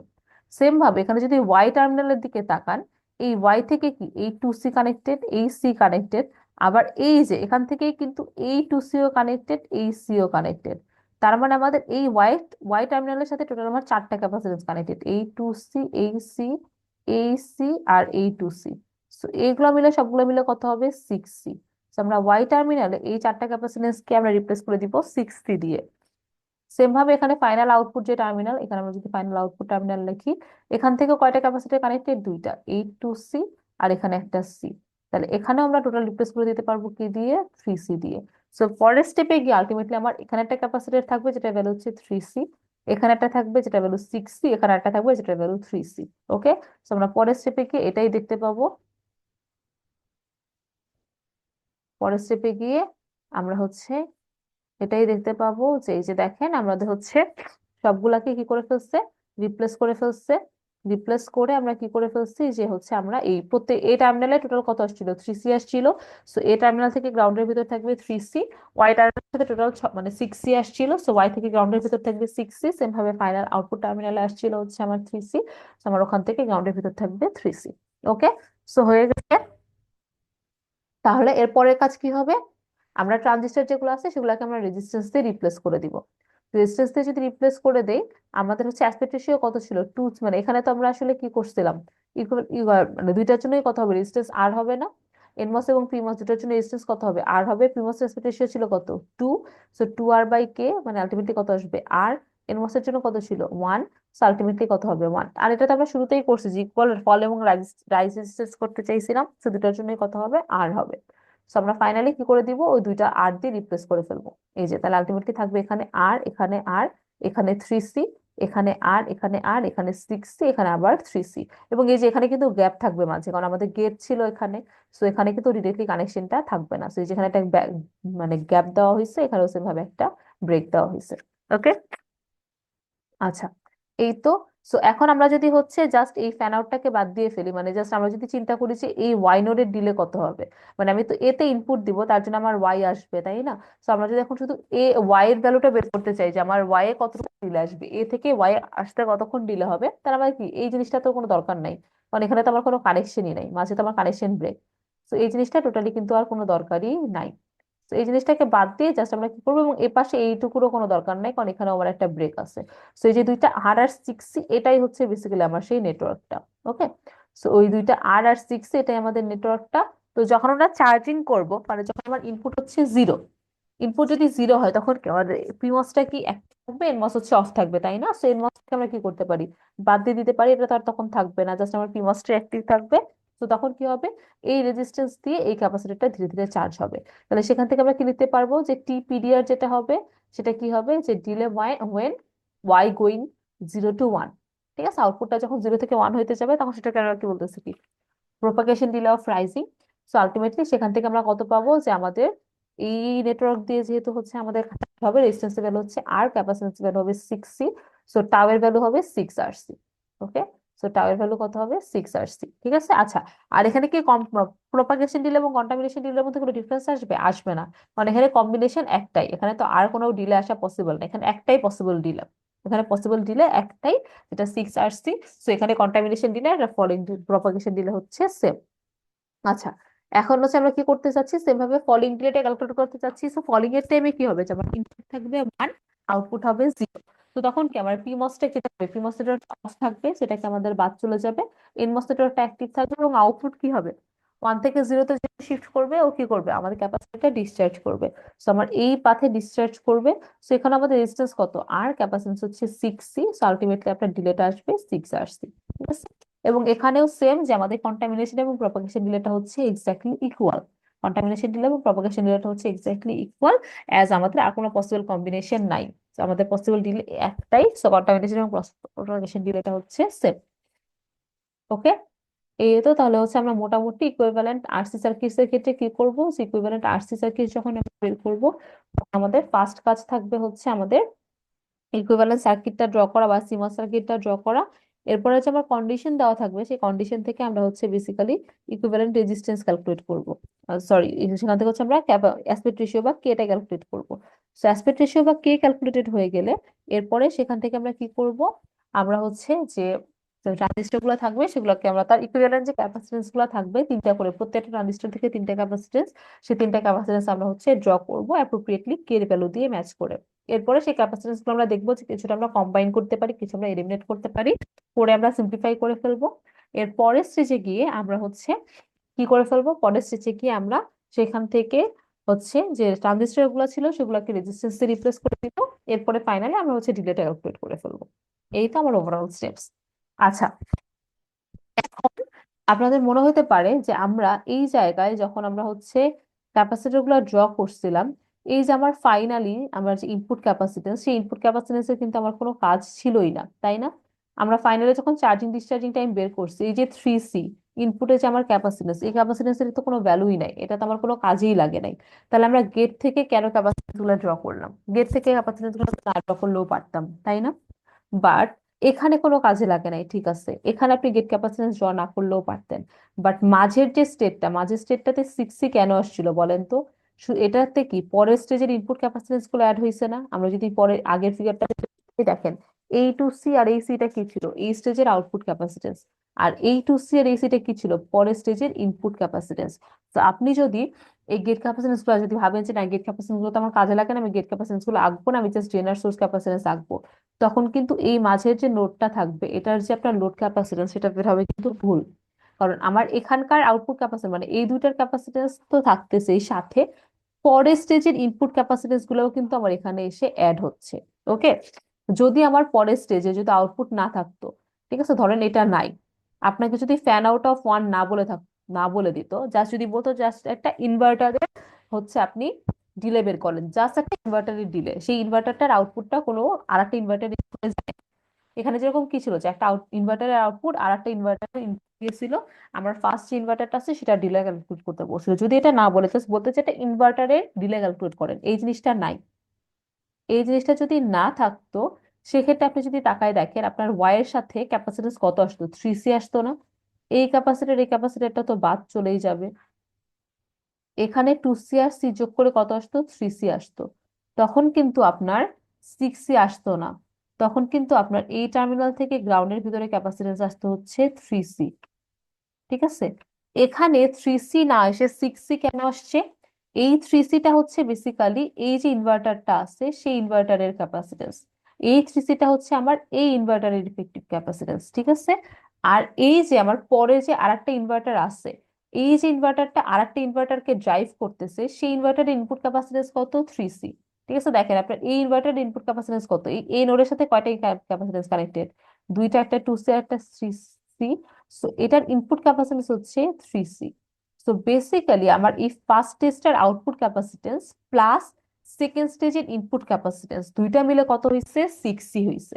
ওকে, সো এই জন্য দেখেন এখানে আসছে 6C। যদি আমার এই পরের স্টেজের ইনভার্টারটা না থাকতো, এখানে 6C না এসে এখানে আসতো 3C। ঠিক আছে, আবার এখানে যদি একটা ইনভার্টার কানেক্টেড না হয়, যদি দুইটা ইনভার্টার কানেক্টেড হইতো, এখান থেকে যদি আরেকটা ইনভার্টার কানেক্টেড থাকতো আমার, সেক্ষেত্রে আমার এখানে 6C না এসে আমার এখানে 9C চলে আসতো। কারণ এটার জন্য ইনপুট আপনার এটার আউটপুট ক্যাপাসিট্যান্স কত? 3C। জাস্ট সিম্পলি এটার আউটপুট ক্যাপাসিট্যান্স হচ্ছে আপনার 3C। ওকে, এখান থেকে আপনি 3C পাচ্ছেন, এটার ইনপুট ক্যাপাসিট্যান্স 3C, সেম ভাবে এটার input ক্যাপাসিট্যান্সও 3C। So overall 3C মিলে এখানে কত চলে আসতো? 9C চলে আসতো। তো এই জন্য আমাদের ফ্যান আউটটা ইম্পর্টেন্ট। ঠিক আছে, আপনার ফ্যান আউট যত দেওয়া থাকবে, আপনাকে যদি বলা হয় যে একটা ন্যান্ড গেটের ডিলে ক্যালকুলেট করো, যে ন্যান্ড গেটের ফ্যান আউট হচ্ছে 4, ন্যান্ড গেটের ফ্যান আউট হচ্ছে 4, তো তখন আপনার লোড ক্যাপাসিটেন্স ক্যালকুলেট করার টাইমে কি করতে হবে? যে ওর অ্যাকচুয়াল আউটপুট ক্যাপাসিটেন্স যেটা আছে সেটা তো থাকবেই, প্লাস যদি ফ্যান আউট হয় 4, তার মানে কি এটা চারটার সাথে কানেক্টেড আছে। সো আমরা একটা ন্যান্ড গেটের ইনপুট ক্যাপাসিটেন্স আপনি বের করবেন, তার সাথে 4 গুণ করবেন। ওকে, যেমন আমরা ইনভার্টারের ক্ষেত্রে চিন্তা করি, যেমন একটা ইনভার্টারের ডিলে ক্যালকুলেট করতে বলছে যার ফ্যান আউট হচ্ছে 4, সো ইনভার্টারের নিজের আউটপুট ক্যাপাসিটেন্স হচ্ছে 3C। এরপরে যদি 4 হয় তার হচ্ছে যদি ফ্যান আউট, তাহলে ওর যে আউটপুট ক্যাপাসিটেন্স যেটা হবে, ফাইনাল লোড ক্যাপাসিটেন্স যেটা হবে, সেটা হচ্ছে আমাদের হবে 3C। 3Cটা কি? তার ওর নিজের আউটপুট ক্যাপাসিটেন্স। আর ফ্যান আউট যেহেতু আছে 4, এই 4 মাল্টিপ্লাইড বাই কত হবে? আপনার ইনপুট ক্যাপাসিটেন্স। এবং আমার ইনপুট ক্যাপাসিটেন্সও কত ইনভার্টারের? 3C। সো বেসিক্যালি আমার হচ্ছে এরকম 4 × 3C। সো আলটিমেটলি আপনার হবে হচ্ছে 15C। ঠিক আছে, ওই সেম ভাবে এই ফর্মুলা অ্যাপ্লাই করে কিন্তু আপনি হচ্ছে ওয়ান ফ্যান আউটের জন্য কত আসবে? 3C + 3C 6C। এখানে আমরা দেখছি এটাই যে আমাদের এই 6Cটা আসছে। ঠিক আছে, তো এই জন্য আমাদের ফ্যান আউটটা খুব ইম্পর্টেন্ট। আমাদের যদি 4 ফ্যান আউট 5 ফ্যান আউট বলা থাকে, তখন তো আমরা আসলে পুরাটা সার্কিটটা আঁকবো না। আমরা জাস্ট ওই যে বেসিক যে সার্কিটটা, যেটা আমরা বলা হয় যে একটা ইনভার্টারের ডিলে ক্যালকুলেট করো উইথ ফ্যান আউট অফ, আমরা জাস্ট ইনভার্টারটাকেই আঁকবো। এই 5 ফ্যান আউটের জন্য আমরা কি করব? আবার ইনভার্টারের যে আউটপুট ক্যাপাসিটেন্স আসবে তার সাথে 5 ইনভার্টারের ইনপুট ক্যাপাসিটেন্সটাকে অ্যাড করবো, করে আমরা ওভারঅল লোড ক্যাপাসিটেন্স বের করব, সেখান থেকে আমরা ডিলে ক্যালকুলেট করব। সো ফ্যান আউট যত বাড়বে ডিলে কিন্তু তত বাড়বে, কারণ আমার ফ্যান আউট বাড়লে লোড ক্যাপাসিটেন্সটা তাহলে তত বেড়ে যাচ্ছে। ওকে, বুঝা গেছে? সো এই পর্যন্তই মোটামুটি হচ্ছে আমরা এই লেকচারে শেষ করি।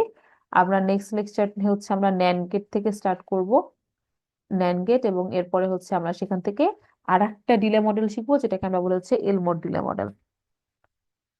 ওকে, ঠিক আছে।